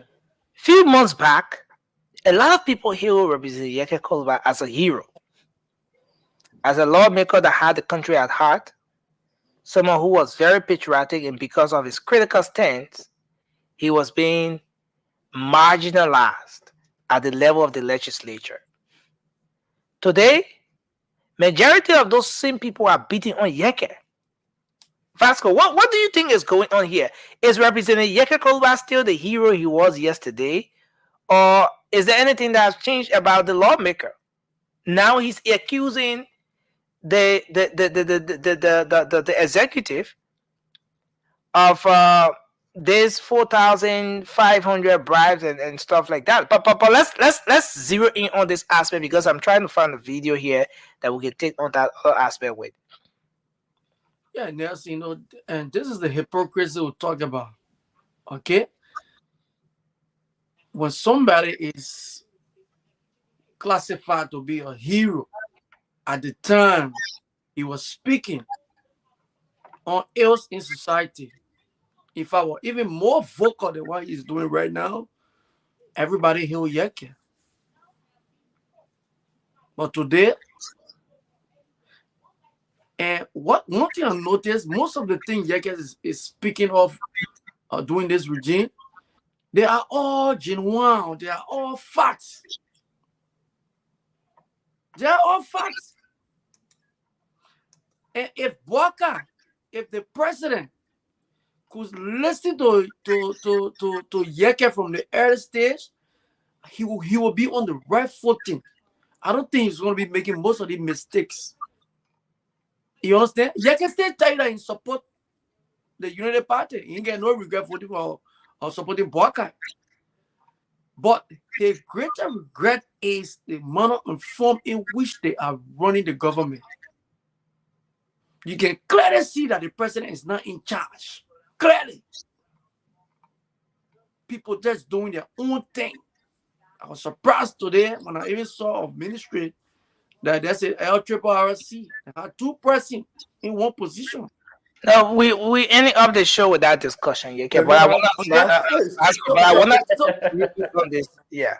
And you see, when I say Rudolph saying that the issue of the 4,500 check, Yeke lying. So do you want to tell me that CEO, because CEO broke this news today, and most of the things CEO say on the Spoon Show, every one of you come here, in fact, most of the things the CEO say on the show, these are things that you guys run with. But the CEO is telling you that nobody. That's not true, because I'm not running with it. Okay, the CEO is telling that no lawmaker from the United Party can come out and tell him that he's lying. And the thing was glaring. You could see Yeke with a check in the store, asking a man, whose signature is this? The man said, this is my signature and I'm stored in here. Where the check coming from? Ministry of State. So the Ministry of State paying? Yes. So Yeke wasn't lying, gentlemen. Look, when something is for you today, when you hear that thing, every one of you that support the United Party, you should be clapping for Yeke right now. If the president listening, he will be on the right footing. These are some of the mistakes we made in CDC. When it started, we were healing. The same thing was doing to Yeke until today, we left the presidency. Do you think that all the things Yeke was saying against us was just a mere joke or lie? Some was serious that we should have taken seriously and worked towards it. But we didn't do it. We were saying all the men crazy. Today that the same men have come back and saying the same thing to the United. In fact, Yeke is one of the consistent politicians I've ever seen in Liberia. Consistent politician I've ever seen. You may look at it to be like, oh, Yeke is looking for the CDC people to support him. But since Yeke started advocacy, have you seen any CDC joining? Or have you seen CDC on Facebook hearing Yeke? But Yeke is doing what he did to us. If I got most of my friends, I tell me, say, Vasco, I'll tell you, say, Lord, let me tell you, as for me, the day Yeke called protesting, like, bro, I will organize my own people to join the protest. Now Yeke is the only opposition in the country. All the other opposition are relaxing. Yeke is the opposition. Yeke is the mouthpiece now for almost all Liberians. And you were all along Yeke. I don't know what you guys looking at Yeke move. Yeke was in Nima the last time. You saw the reception. Yeke went to Kibma. You saw the reception. Everywhere Yeke go, the Liberian people, these are some of the things they look at. And we all looking at it. Yeke telling us, say, coming 2029. If Yeke get into the race 2029, you know what's going to happen? You should go back home and vote for him. You know, I'm talking about Yeke will win, but Yeke will be a big thorn in the flesh of the Unity Party. If you don't resolve this thing right now and tell Yeke that, oh, we're making a lot of missteps, we will try to get on path and we'll make sure that some of the things that we're doing, we stop it. You get everybody just bringing their own people in government. The woman from bombing, it means a Kibma, she get only person in government. They don't bring their own people. They carry them and fire service. And how do you call other men from Bonkane? Everybody just doing their own thing in the government. We seen how they call it man Sylvester Grispe. But you know, no. And Yeke is right. Yeke not going for a cowboy. Yeke always say, I'm not going for the cowboy. I'm going for the draw. So what a bugger is Nothing. You can't find the video, man. Don't give Vasco all of the time. Let me go back to this. No, man, you better. What a Yeke is in the know, or bugger is in the know of what's happening. Bugger will be here responsible for everything. I don't see why people will accuse Sylvester Grisby or some of the things that are going on at the Ministry of State. What you think will happen at the Ministry of State? The president will not be in the know. If I hear any United Party was saying things going on, things happening from the Ministry of State that the president is not in the know, then you're giving us the room. You know, and Vasco, I know you just want to take this your aircraft and be going until you go to the place you're supposed to go. I'm just getting from the way I look at you just going Vasco. Vasco, you in the first place, Vasco. All right, yeah. You started off by saying that this is the hypocrisy of the politics and XYZ. Yeah. But do you think the CDC will be free from this hypocrisy you're talking about? When you guys demonize this very Yeke that you're healing today. Just a few months ago, he was that guy that was referred to by many of you as a lunatic. You had so many demeaning ways of referring to this particular lawmaker because he was on the other side. Now, he hasn't come up to say that he supports the CDC or the opposition. He has maintained that he's still a Unity Party supporter. Yeah. But based on the way he's proceeding, You guys have now started praising this man, Vasco. I just listened to you when you said that this man is one of the best lawmakers. In fact, he has momentum. In fact, you get trial 2029, and you now start campaigning for the man instead of campaigning for President George Weah, who also declared intention for 2029. No, you are gradually neglecting President George Weah that you all sing for. No. The kind of appealing he. No, you say you all say you use Yeah. you all say. Oh yeah, that's it. We don't have to tell something here that's true. Yeah. But no, So but that's it. at the end of the day, Vasco, on a serious note, do you think that if this is a hypocrisy on the part of the let me bring Mikael on. If this is a hypocrisy, welcome Mikael. Thank you, Nancy. How you doing? Yeah, we're good. If this is a hypocrisy on the part of the of the Unity Party, do you think the CDC will be left out? Is the CDC out of this web of hypocrisy? Nelson, during our time, right? Mm-hmm. When Yeke was going against us, all these things that he said, like I said earlier, some of them were in the right direction, and we overlooked it. Did you acknowledge that back then? What happened to us today? Did you acknowledge that he was wearing? No. We have no interruption. No. Let's protect the brother. Let's give him the time to conclude. We overlook it, and today we got it all kind of it. So we are out of the picture. No, you overlook what? No, Vasco, you're trying to dodge this question. No, Vasco, no, don't do this to us, Vasco. Vasco, ask you a question. It's either you answer the question or be clear that maybe you don't want to answer the question. Don't play that smart game with me, Vasco.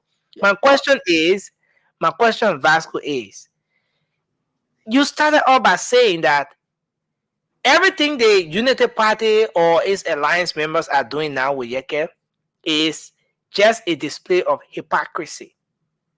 This is a clear representation of hypocrisy to the highest. So I'm asking you, yesterday, you equally beat on Yeke. Today, you guys are praising him. Is there any reason why we should agree that you are out of this web of hypocrisy that you are accusing the Unity Party of? I'm out of it completely, Nelson. How are you out of it? Thank you. Furthermore, Yeke is not a member of our group. He is not an opposition. He have never been part of the CDC. Yeke have made it clear that during those days he supported the Unity Party. Right now, Yeke is running a one-man show. And there have been no statement coming from any opposition group that Yeke is part of them. And there is no statement coming from Yeke that he is part of us. So as an individual, as Vasco Sumo, in my own mind, in your own name, I hail Yeke for what he's doing. Because since I've been knowing myself in Liberia, I have not seen somebody who brought a group to power.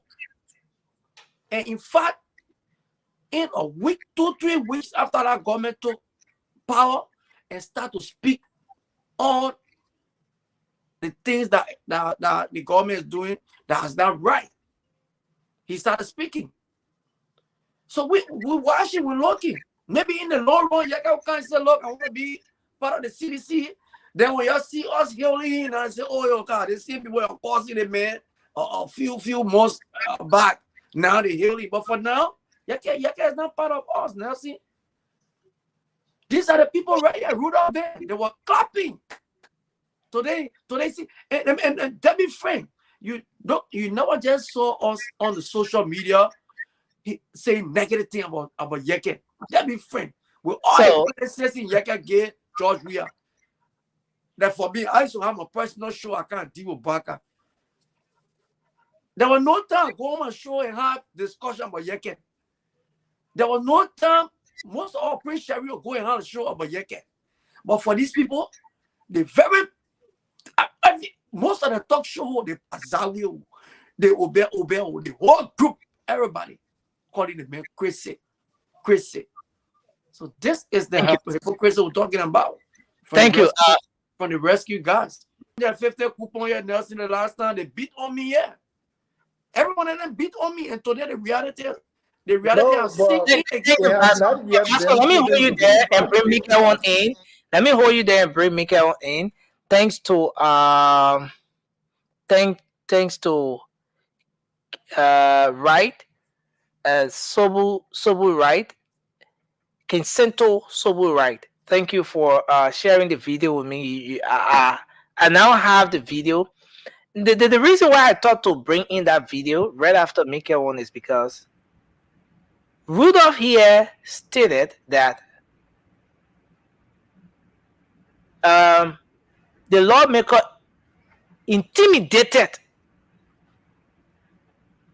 the guy from JMA where he went, the guy who confirmed the check. The lawmaker intimidated him. I said the questioning. Shows some level of intimidation.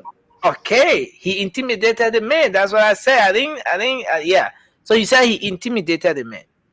But the other side of this thing is that the lawmaker, when the man confirmed that, yeah, that's true, they didn't hear from us. The lawmaker went by the next day to get it at him. The people said they're not giving it to him. And then the lawmaker took the people to court. JMAT.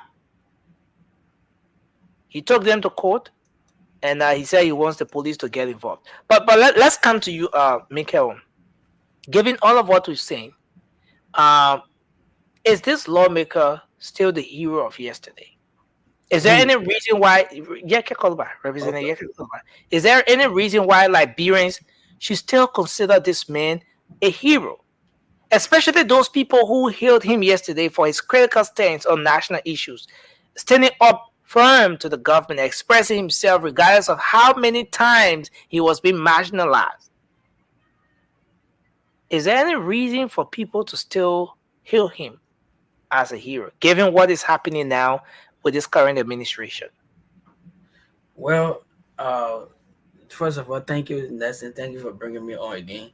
And thank you, everyone that watching the show, people that making comments. You are all greatly part of this show, and we enjoy it every day. But the issue with Mr. Cordoba is, it been that from the time. My first disappointment with Yakewa we see CPP. Yakewa started at CPP, and it was a rather great movement in Liberia. Co-start then were in that thing. It was just unique.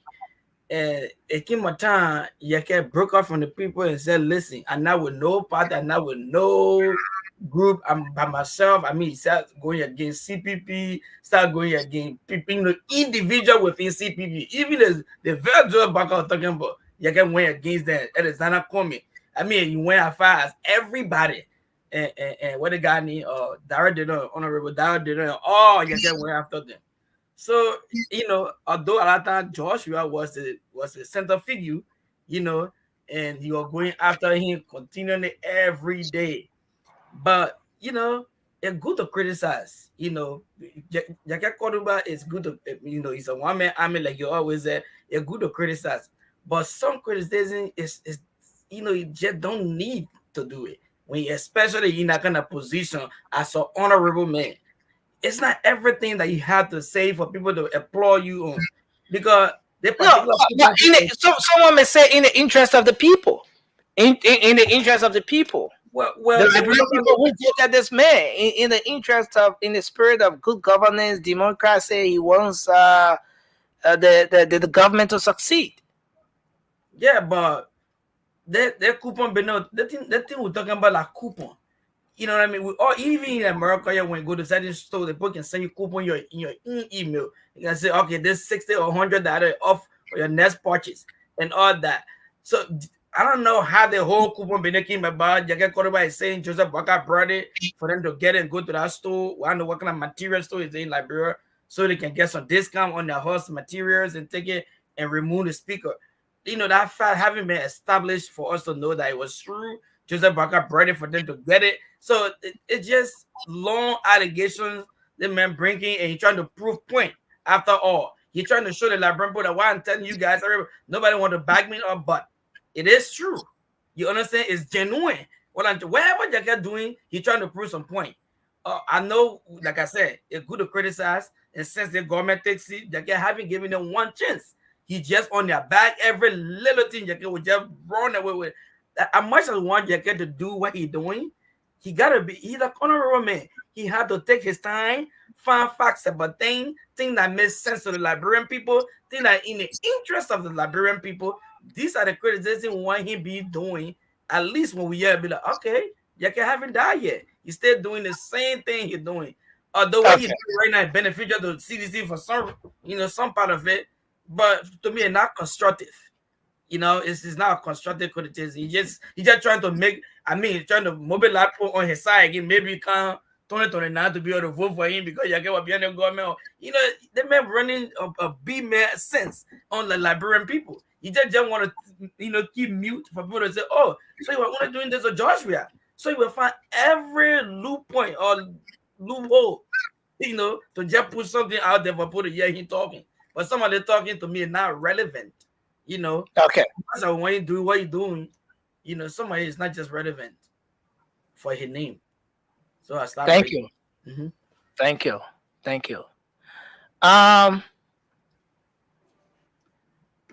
We're gonna end up with the president, the appointment, and all of that. Representative Cosgrave made a very important comment today.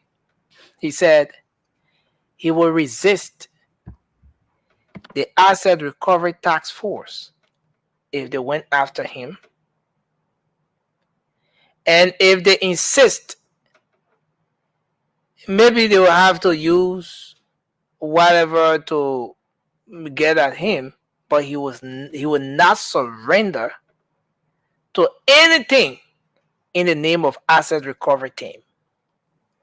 Now, is there anything under the sleeve here? Is there any reason concrete enough to have someone who is a former lawmaker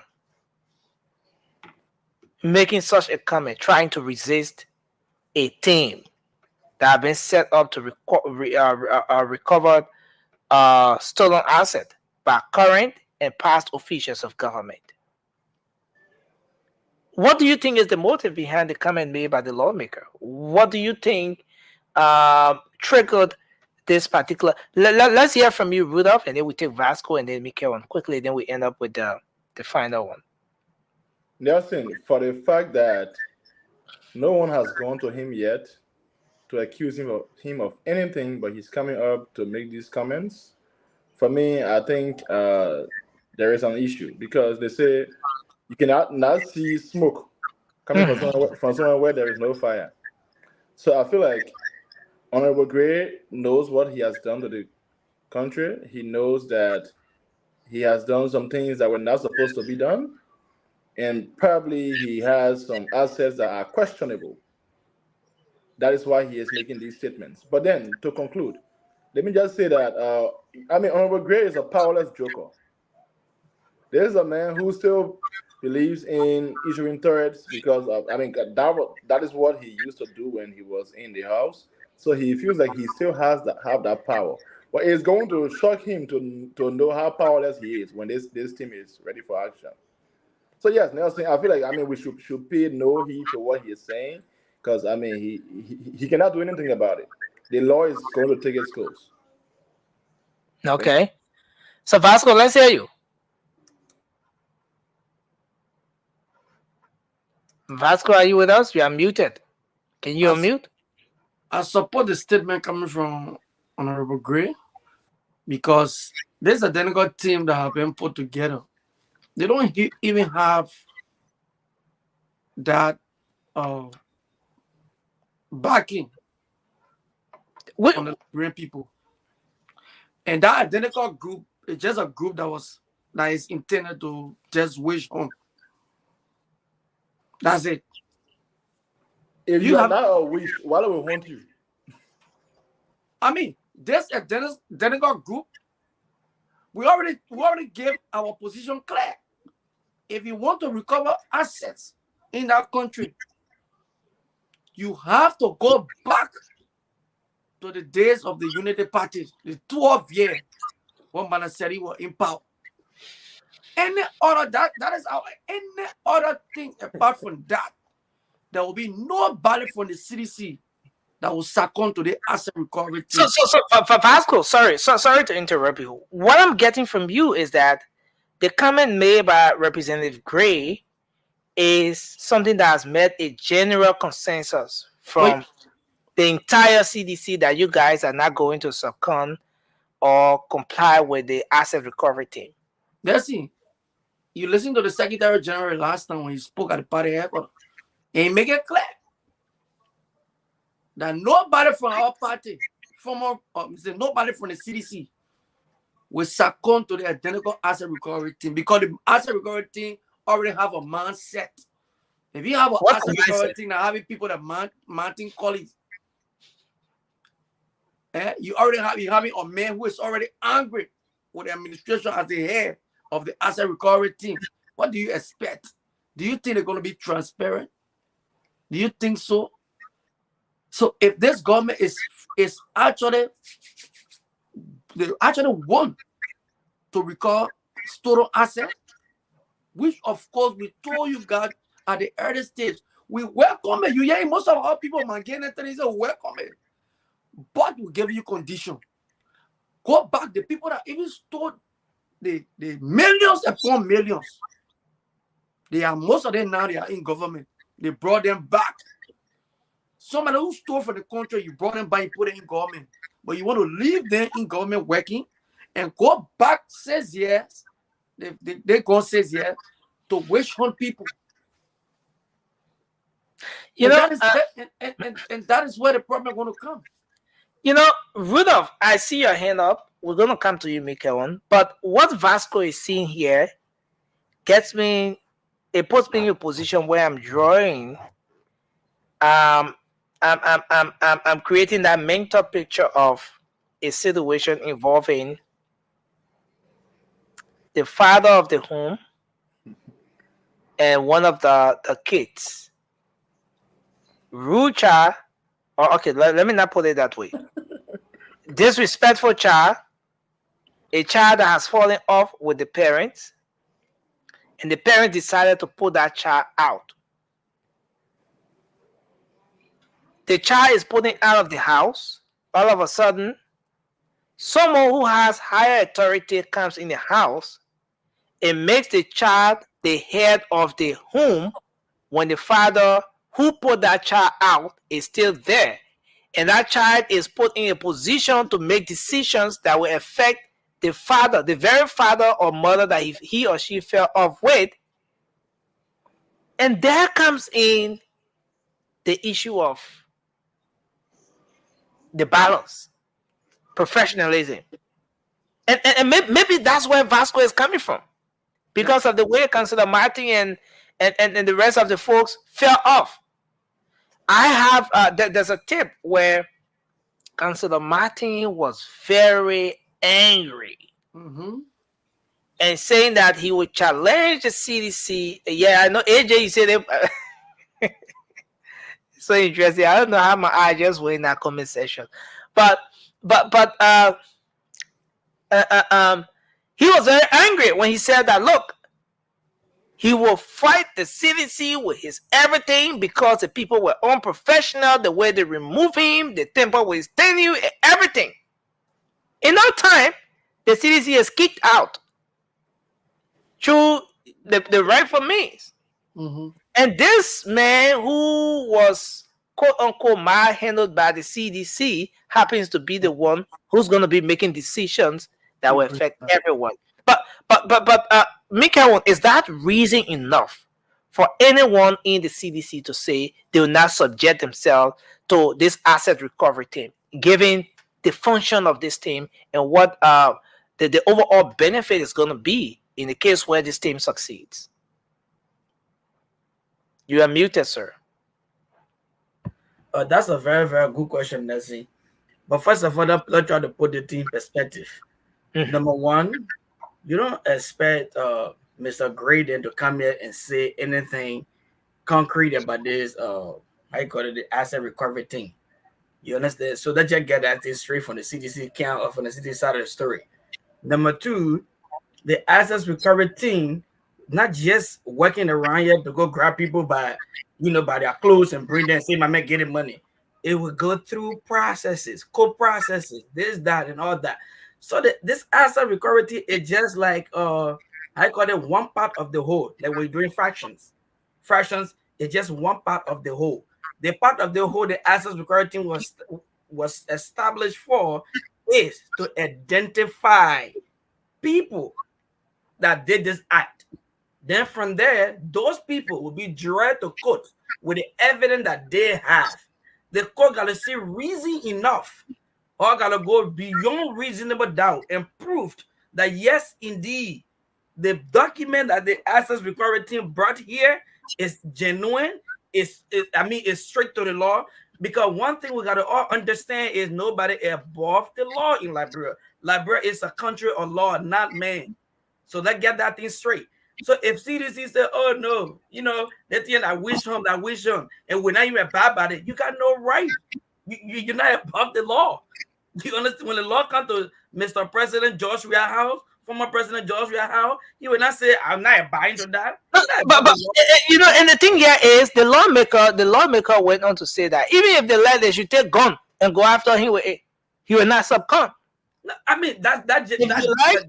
Let's not forget. I thought this is the Liberia is a country, like I said, by law. It got soldier, it got police, it got everybody, individual that govern the country. So no one man is above the law. If the law says you got to go to court tomorrow to justify this is the allegation against you, you have to. You got to be submitted to the court, go there and answer questions. If it's something that you did wrong and you cannot prove with your lawyer and everything, if it needs to be to you to go to jail, you have to. That's what the country that's what we call law in this country. That's what that piece of paper. That's what I gotta govern and gotta lay by that piece of paper for us to be okay in Liberia. Because for one fact, people they respected the law on Liberia too long, and they feel that it's okay to just disregard the law and go by your way. And second thing, this whole asset recovery, I've been hearing that the head of it fall off from CDC, but it's still the same way.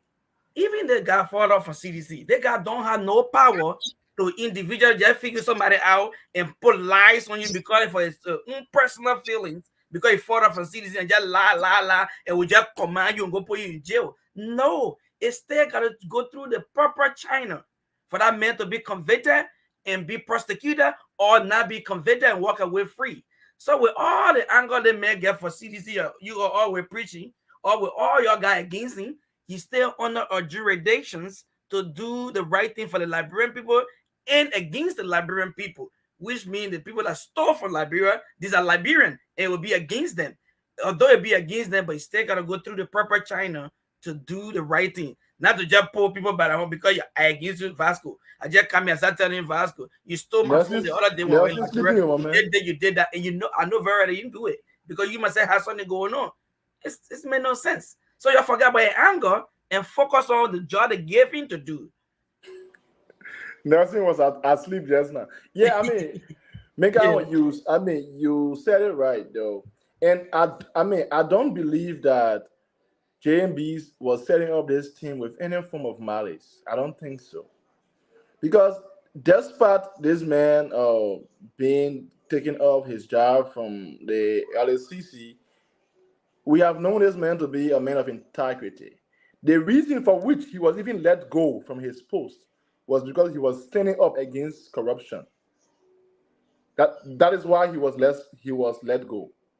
So and that's one of the reasons why they brought him on. Yes. So you see, so I believe that it's not anything. JMB did not bring him on because of malice. He brought him on because of his professionalism, his integrity, and his interest in fighting corruption. And like we have said here, times without numbers, there is going to be due diligence. We're not going to just grab someone and say, oh, because your name is great, and we knew that when you took office, you were renting one room somewhere in Plonko, and now we see you with a huge building that have pool everywhere around. so you go into jail. No, that's not how it's going to be done, Vasco. There will be a process. We will take you to court. You will have the right to hire a lawyer or whatever you want to do. And in the end, when you are found guilty, you will be prosecuted. So, the thing is, Megan Vasco, my man, if you say, oh, we are coming to catch criminals even just say in my neighborhood, I know that I'm not a criminal. I don't care. I will be relaxing. I will be chilling. I don't care. But why are these guys coming up with these statements? Is that because they have done something that they know that when this group comes, they will catch them? Where there's no fire, there's no smoke. That is the critical question. They say anything that is done is no, Vasco, you will not call me off, please. You are the first to speak. Eh? You are the first. Yeah, but it went around. You spoke. He spoke, so now it's back to me. Go ahead. Yes. So that is the problem. You will have and you know what? They have started to disown Nathaniel McGill. Some of them writing on Facebook, how in fact McGill is a betrayer. No. Vasco, I can prove it to you with Facebook from seditions. No. There's only McGill because he accepted and said that, oh, we welcome it. Right? Yeah, you can hear yes as we may come to time. Is that running away? McGill is the head of the CDC Legislative Caucus. McGill leading that group. We don't have if you listen to McGill, sedition, we're not telling you we're against the asset recovery. Right. So what are you against then? We have our point. Our point is this. You cannot be, this is a very serious something if you want to do it. And right. You think I'm going to sit down here and preach for somebody who stole from the country? No, I won't do that. If you want to do this thing, be sincere. They got people. Even the mountain man over there, he got case against him for corruption. The mountain man is there right now. People looking at it. That is what these guys use to get him out of office. You get no listener. Do you know this guy from Kenya, Professor Lumumba? Yeah, I listen to him. Thank you. The guy who preaches about good governance in Africa. Yeah. This man once was in that position in his country, the Anti-Corruption Commission stuff. Right. Do you know how they were able to get him out? No. They levied accusation against him for the same. The mountain man is not a freed man because he was on their backs. So we know these tactics, Vasco. Yeah. It's not strange to us, my brother. this kind of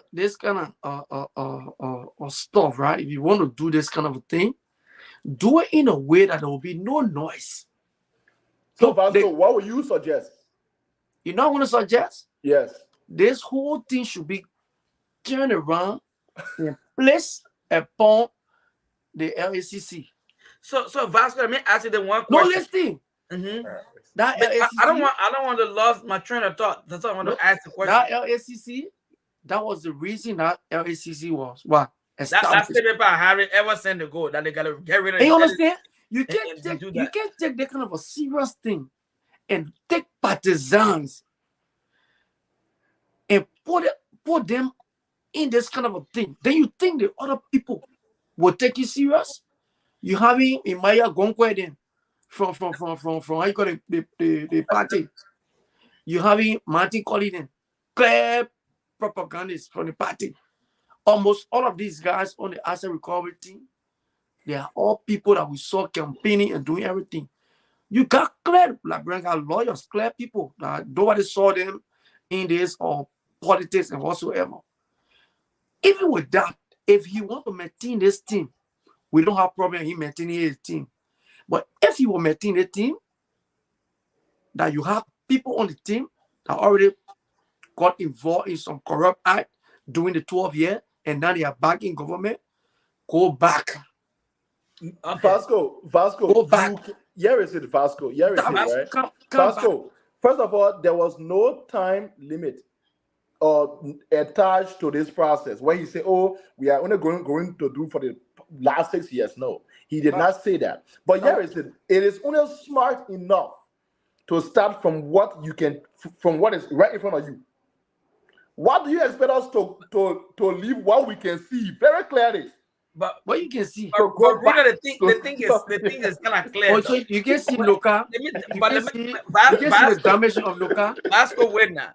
When the police is investigating, a crime scene, they don't go look for evidence they don't have. They start with the one they have right there. And then that leads them to the one that they don't have.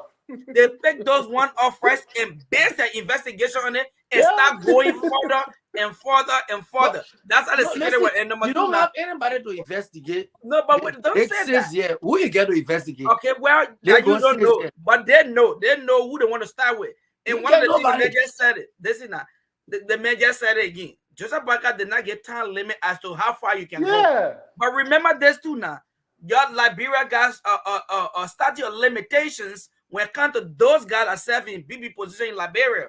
Now, if the statute of limitation don't stop those people from going after some of those people that are in early government, y'all can make that point. Y'all get a man 1.9 million for. But listen now, you can preach that politics, and somehow will help you guys for us to go that far. Number two. Number three, why you're so the citizens are so afraid that those guys will just go make a story about some of your people and just bring it for everybody, just bye be like, yes. Why? I mean, the thing is just come on. Those guys are Liberian, number one. We're not going to people from Kenya or Venezuela to come do the job. It would be a Liberian people. And I can understand your argument. Your argument is genuine. Now, those guys have no power to just sit down in that corner and writing against or just find why you should even put why you should even put why you should look at Martin. You want to get different job for Martin Collie? I mean, I get your point. Like I said, I get your point. I get where you're coming from. But the same thing goes around. The Martin man don't have absolute power to indict anybody. Yeah, you understand?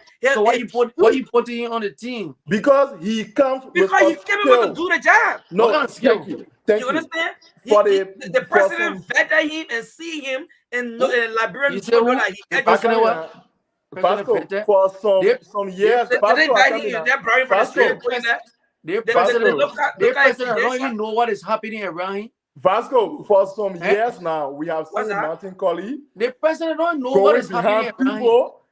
But the fact of the matter is, the president make that to do the job. Them. You understand? We have seen Martin Collie maybe resign from their post because indeed they were carrying false credentials. Okay, they see Martin Collie told you that your foreign minister got a fake credential. He was not wrong. You got a foreign minister that they see Martin Collie. I don't want to go that route.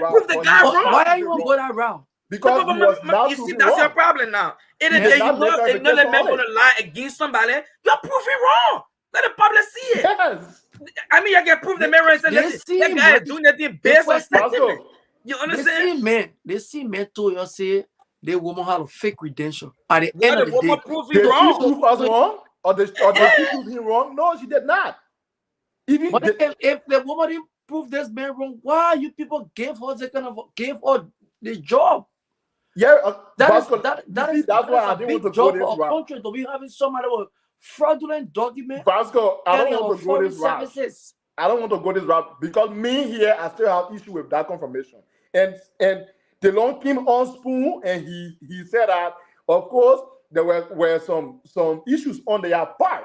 They did not make her to answer certain questions. Man, we're talking seriously. Don't bring Dillon in here. No, I am just telling you because he was one of the top bright Liberia. What do you mean don't bring on yet? So Vasco, back to our conversation. I mean, my man, don't take us off track. Please. Let's go back. The last topic we were supposed to discuss before Nelson left, it was the LRRC that got 2 pressing as Director General. I mean, we are not the ones bringing forth our own topics. No, that the last topic. No, when Nelson comes, Let's stay on the access security. Yeah, I don't even this is know a long what the conversation. CDC people have problem, and Vasco, this is a you're long conversation. I'm not hitting my head on asset you're recovery. giving instructions to Joe Barker to do his job. Brother, When you people had a gamble in your hand to go nail all the Eddie people that stole Liberian Pro money, y'all look at it, colo. Yes. Y'all my brother, right to the Capitol building and say a monarch Bible. Y'all did not hurt your head on the asset recovery. My man, at the end of the day, you're scared for nothing. They cannot make a story against anybody, everybody. Who told you say we're scared? Because you are afraid. Why are you resisting? You said to make him wish hunt. Y'all did something to this dude. He coming telling you, revenge. the identical people y'all got on this team, no criminal. The Monty man is a criminal. He got a serious case against him. How can a criminal come to investigate somebody or say they come to see somebody? Vasco, has this man been indicted as a criminal? For the fact that he have a criminal case against him. Does he have an active case? Can you prove that to us? Active case. Can you prove that to us? The same way y'all. Why you left for people to prove things and you don't prove nothing? Talking things when and you come here and what say is this that they may have done that made him criminal? Just show a picture of the I mean, we gotta know some, gotta see some evidence. Yeah, I mean, you just say it. That man were appointed to be other thing. But man, this man got a manager for the whole entire country. Because Vasco, I would not support a man who has an open and active case for corruption against him to head this go after corrupt people. So if you can prove it to me, I will. Like I say, President George, we have to go catch people who have stolen government money. Vasco, if you can prove it, I will support your argument. This is the proof. I'm telling you. I don't have to show you something here. But we gotta charge now. I'm telling you, they may have an active case against him. And where is it? He gotta exonerate himself first before come back. It's just an allegation. We cannot. I mean, you can say wait, do you what can become a fact? An allegation? Well, if it proves allegation have to it has stages now. Before you can have it got it. I mean, it has to be proven with evidence before you can tell me as a fact. Let me tell you. When I told you guys the last time, they says here the CDC government is paying power, and the 2 months United Party now paying power. The terrible things that have happened, it can quadruple. They says here. You say it can quadruple. And one thing I let. Your own show. Vasco, okay, Vasco. 600,000. Vasco, one by one. So you say we have done a lot more terrible things. Vasco, has the president built himself 49 units? You said bring 49 units the last time. Let's just show you all the things the last time. No, we said unit. We are talking about units, man. What are you talking about? That's two different things. No, but that has been my argument. Yes. Units. And even we'll have this argument the other day. I was trying to correct you, but I was talking to yeah, we said units. Yeah. The president, in 2 months, he bought himself a property worth almost $1 million. Where? I mean, more that property.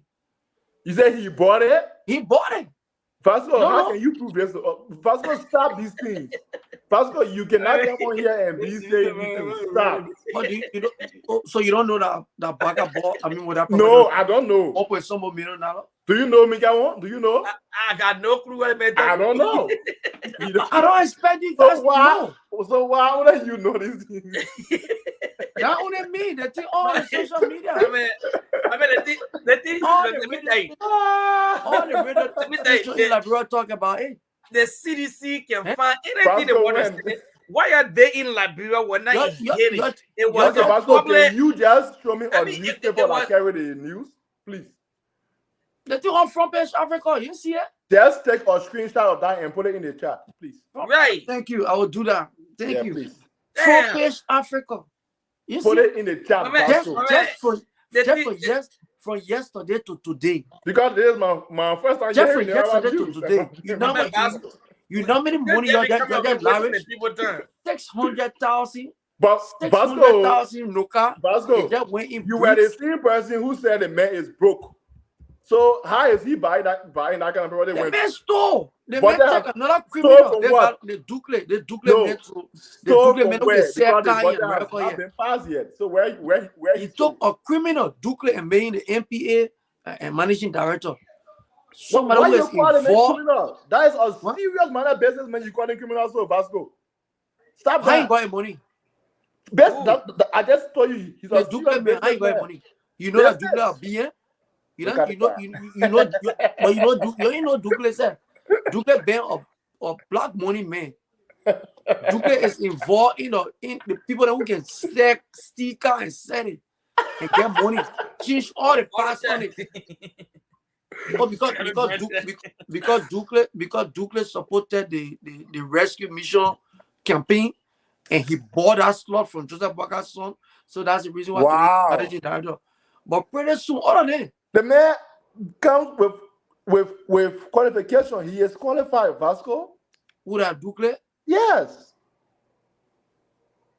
I'm not saying Ducle. I'm not talking about qualification. I'm not talking about Ducle qualification. But but Vasco, whatever you are saying here, no news has carried it. Because I mean, when you say someone is a BM, there has to be some kind of way that you got to know. Can you listen? Y'all Rudolph, y'all can already be checking, right? Your own journalist that supported you, your own investigative journalist, as a year. I don't know who Azaye is. Azaye is an investigative journalist, and he supported the rescue team for good. What institution does he work for? He like how you call it thing? So he's like a whistleblower. So he's like a whistleblower. Can you point us at his document or his video that he talked about this man being involved with black money and stuff like that? We can be on the show. I be looking my phone to get you something. And everything wrong with in the chat. No, but Vasco, when you want to come on the show and say these kind of things to be, you gotta get the facts in your hand. Yeah, because a lot of people listening to you. You can't just bring no allegation against people and we got no clue what is going on. We are supposed to be educated. You know what I mean? Listen, everything you have said on this show, you don't show one proof. You don't see. Have you shown one proof on the show? He is not accusing anybody of anything. Listen, everything that I said here, it is something to show proof for. In making. Since you've been on this show, since from last week, you've been here saying, calling another person, roll the person, stole the person, this, that. Okay, all of you know one person that I said is stole. That everybody don't know this thing. One person that I said is stole. I made my comments about what I know of them. Also, you haven't accused anybody in the CDC government to be rule or the schools only. The first time we start talking about corruption, I told you the Erin-led government from the second administration was the most corrupt government in Liberia. Listen. Until we saw the CDC. When CDC came to power, guess what? Y'all put the people on pedestal and rob it for them, and y'all take their place and y'all went beyond. So the way you would have done for Liberian people, y'all let it go, and y'all want Joe Biden to do it for y'all. No, Joe Biden started with y'all. You on the crossing that you were starting with. So if you get part of adding people, you had the privilege, the time, the everything in the world to prosecute them. Listen, you care less. They want to start some man to do your job or to do you will bring rule.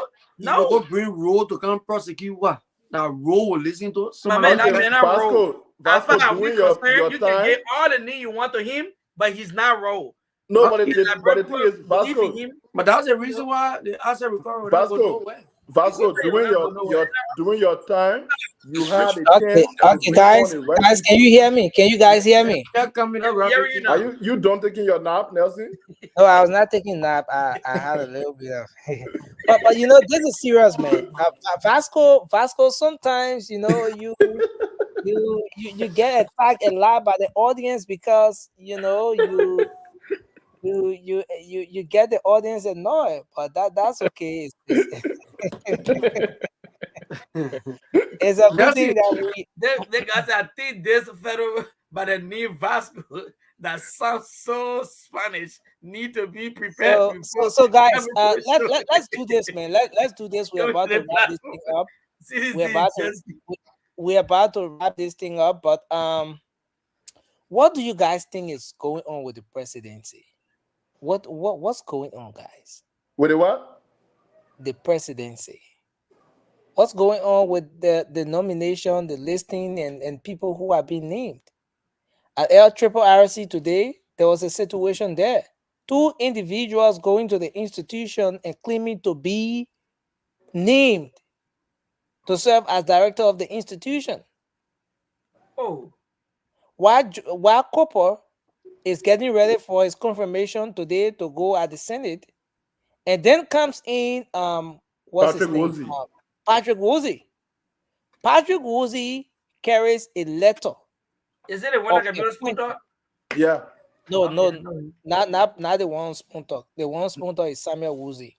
Oh, yeah, that's his brother. I think. So Patrick Woolsey goes to the LRRC and he says that he was appointed too. He carries a letter, a communication. What's happening? Is there anyone around the presidency that is causing these kinds of embarrassment? Now, because the thing here is, it is not possible for President Bouaka himself to nominate or to appoint two persons in the same position. It is not easily possible. So what's going on? What do you guys think? Let's have a conversation around this, and then we will take some calls from our folks out there. Nelson, and again, I will be as objective as I would be as I can be on this one. I agree with you when you say embarrassment. Of course, this is an open embarrassment, and to a certain extent, shows that the president is not in absolute control of his appointments, which is not a terrible thing because we don't expect Mr.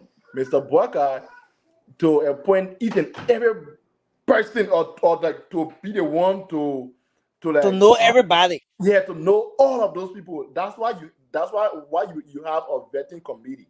So, but still, he is the leader.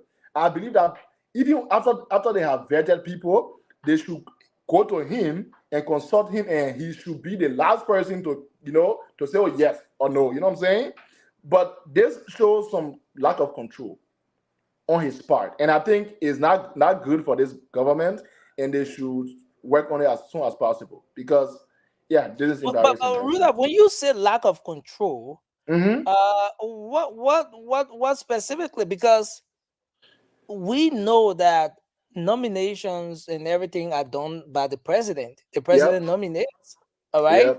And so even in the case where, let's agree, the president would not know every single person that works in the government, but recommendations are made.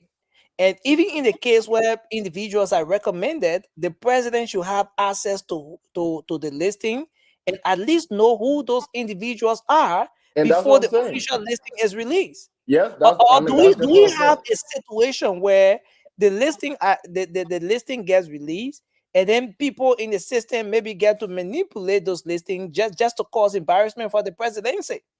Nelson, that is possible. And even if that is what is happening, the president will still take the lashes because he is the president. So it is upon him to put a team of investigators together and investigate to see what is actually going on. And when the problem is found, he needs to fix it sooner or later. Sooner, because if not, this is going to continue happening. Honestly, because Nelson, not just this issue, right? Let's say concerning this whole issue of coupon. It has come to our attention from our sources that the president is. Even if he has no idea about what has went on, if it even happened.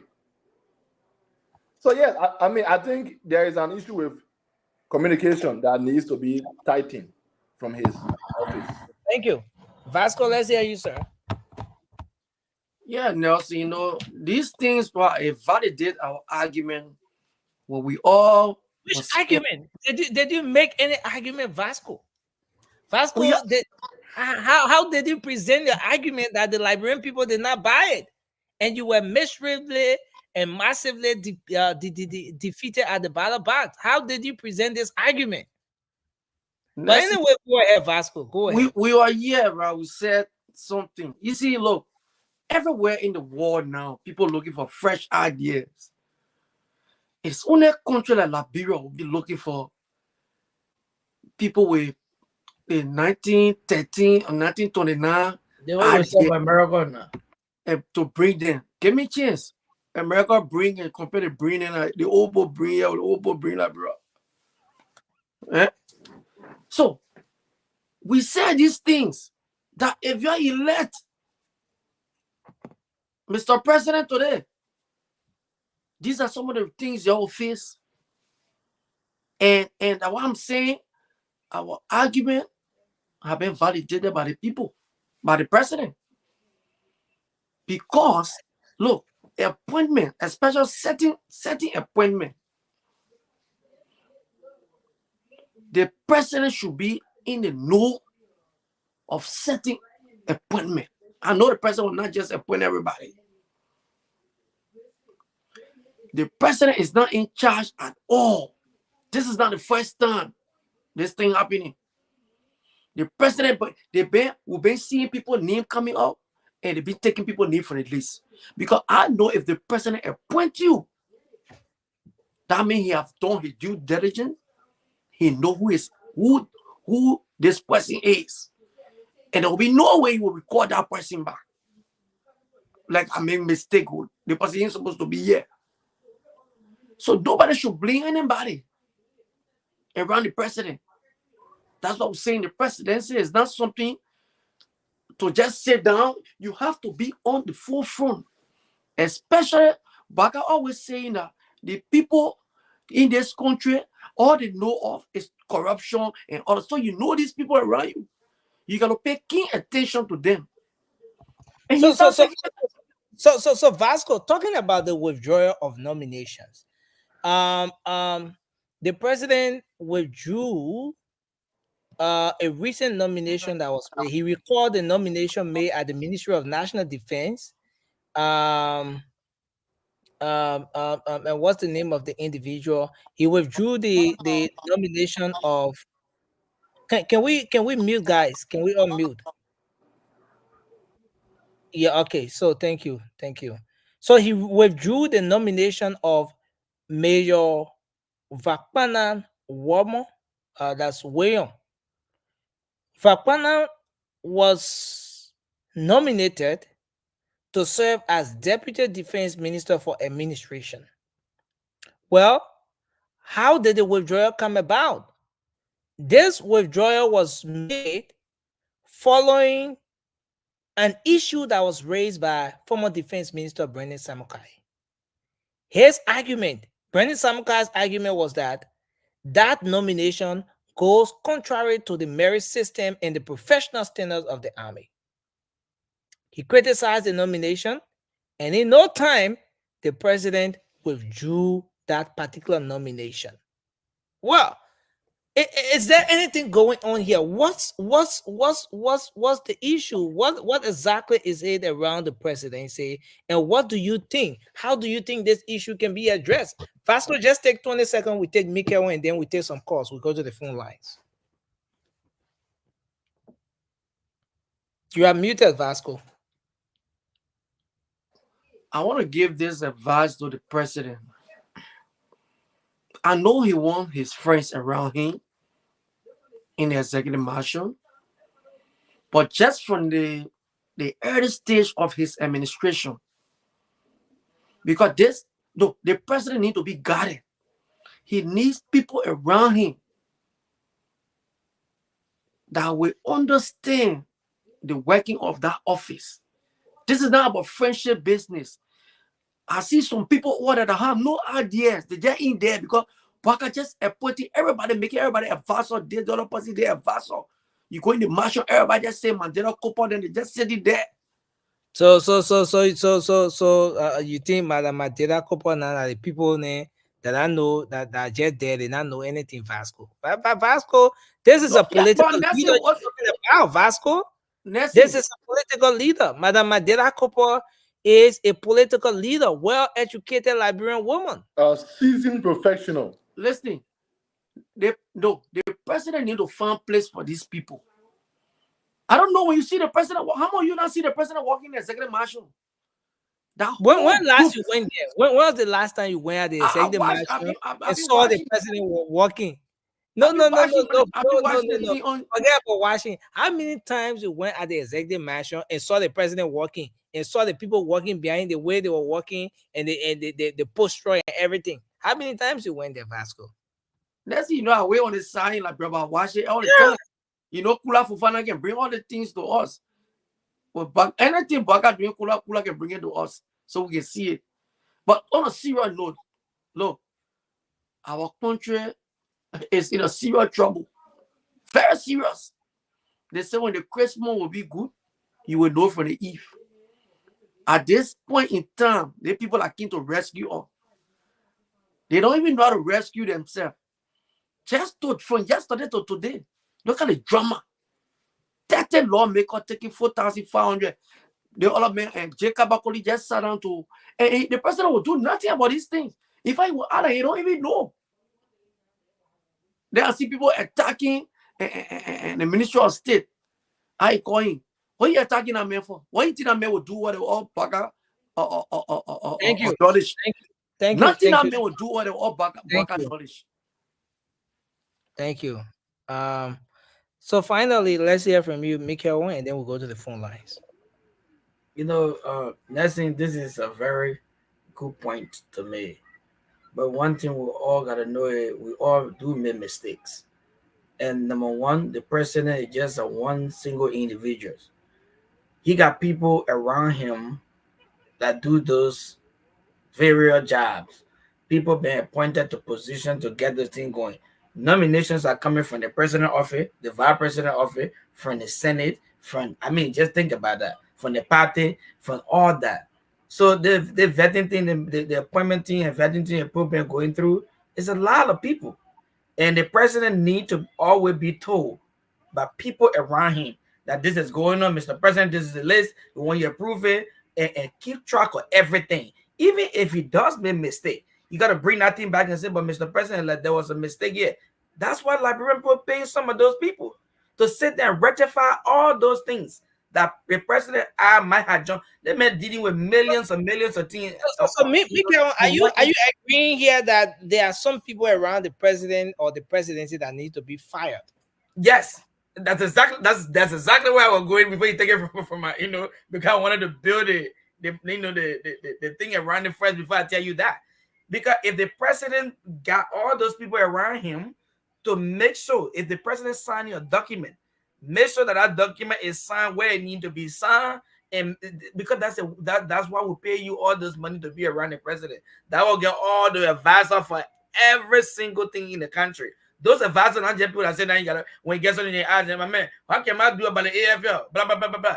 These are people that look at things happening every day, even appointment. They look at those people's name, their credentials, what they have done through their life before they even come up with those things. So if you think two people being appointed to one position, what I'm thinking from this is there always some bad apple among people that just trying to, make people reputation look bad. So you got to start watching out for those kind of people, although everybody around you will never be for you. You got to watch out. You understand? Because it's not made no sense for two people to be in that kind of position, be appointed at the same time and appear to the player at the same time. There's something going on that you need to weed out the bad apple among those people.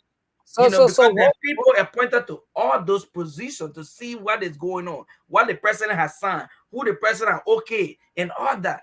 If you know the president okay, two persons in the same place, so you want to tell me with all the 10,000 people in the area, one person can rectify that? Who are looking at the list?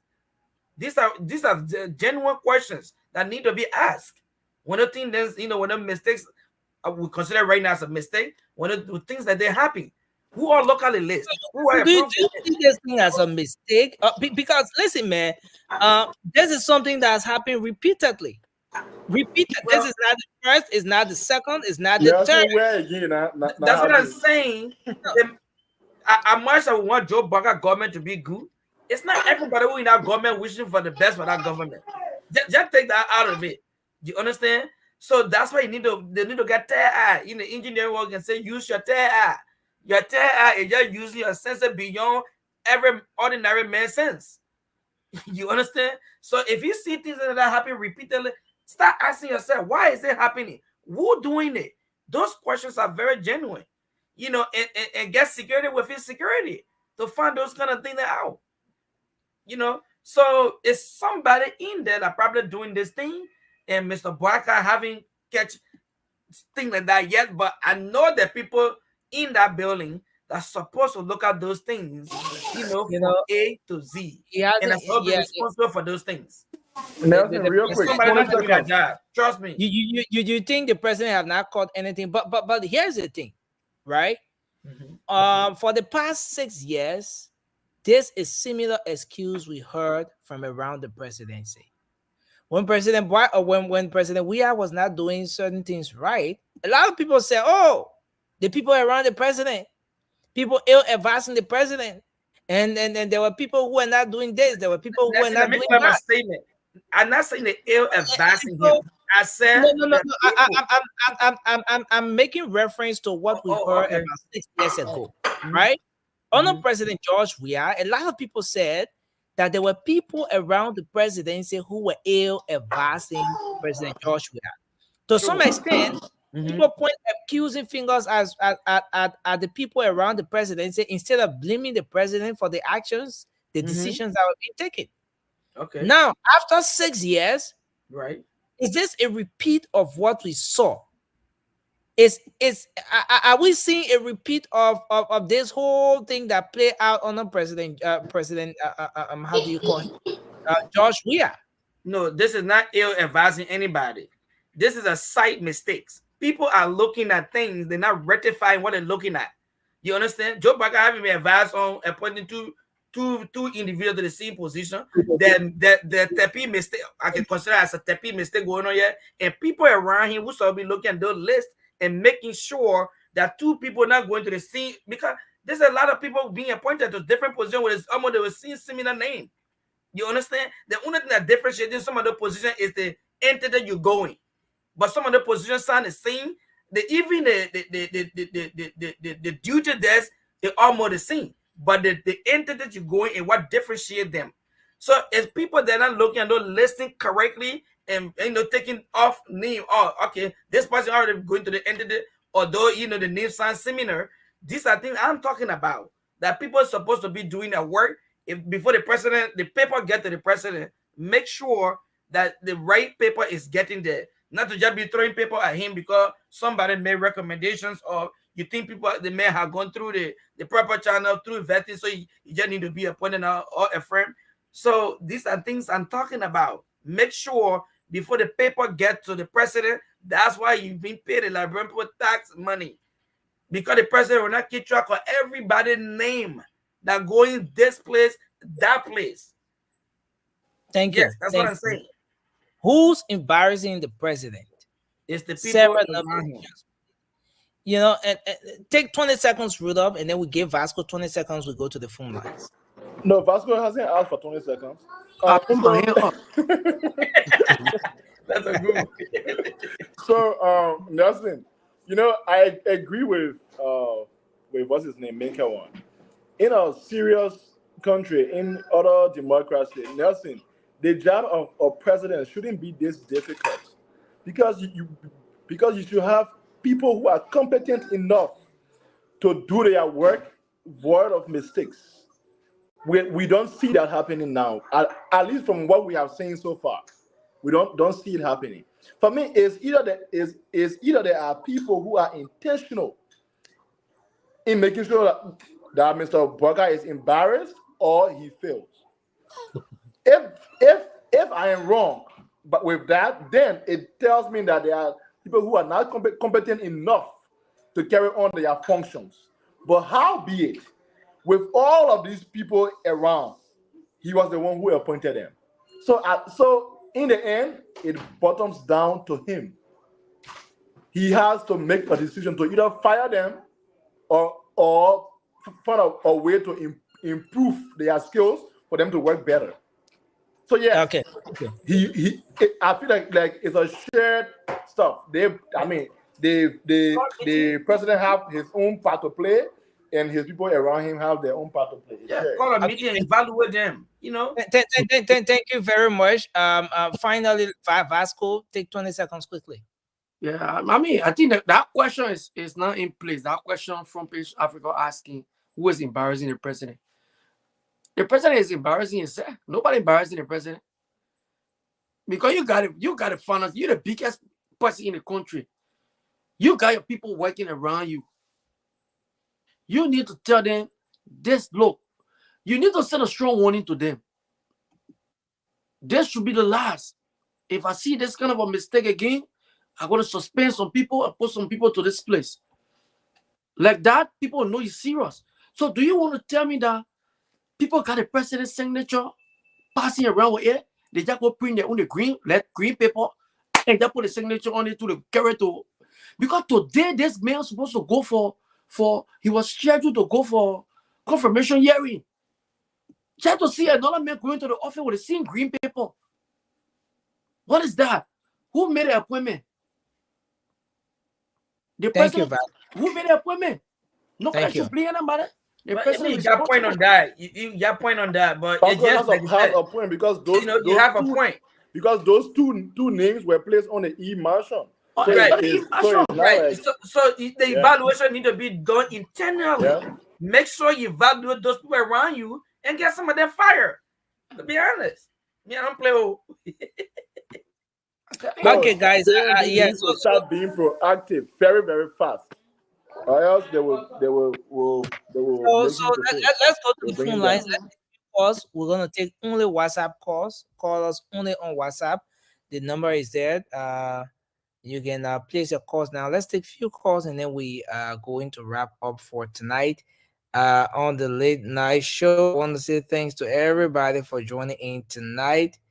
I had to come in the background because in Miami, due to some Miami circumstances, I had to come in the background. But let's take a few calls on the WhatsApp number on the screen here. Let me try to stabilize the number here for our folks wanting to call in. Okay, so let's see if we can do it this way. Okay, so we take some calls from there. Let's see if we can get this person coming through. Hello, are you there? Wow, we lost this person. It seemed we seem to have some issue with our connection here. This whole WhatsApp thing is not. Let me try to get this one coming through.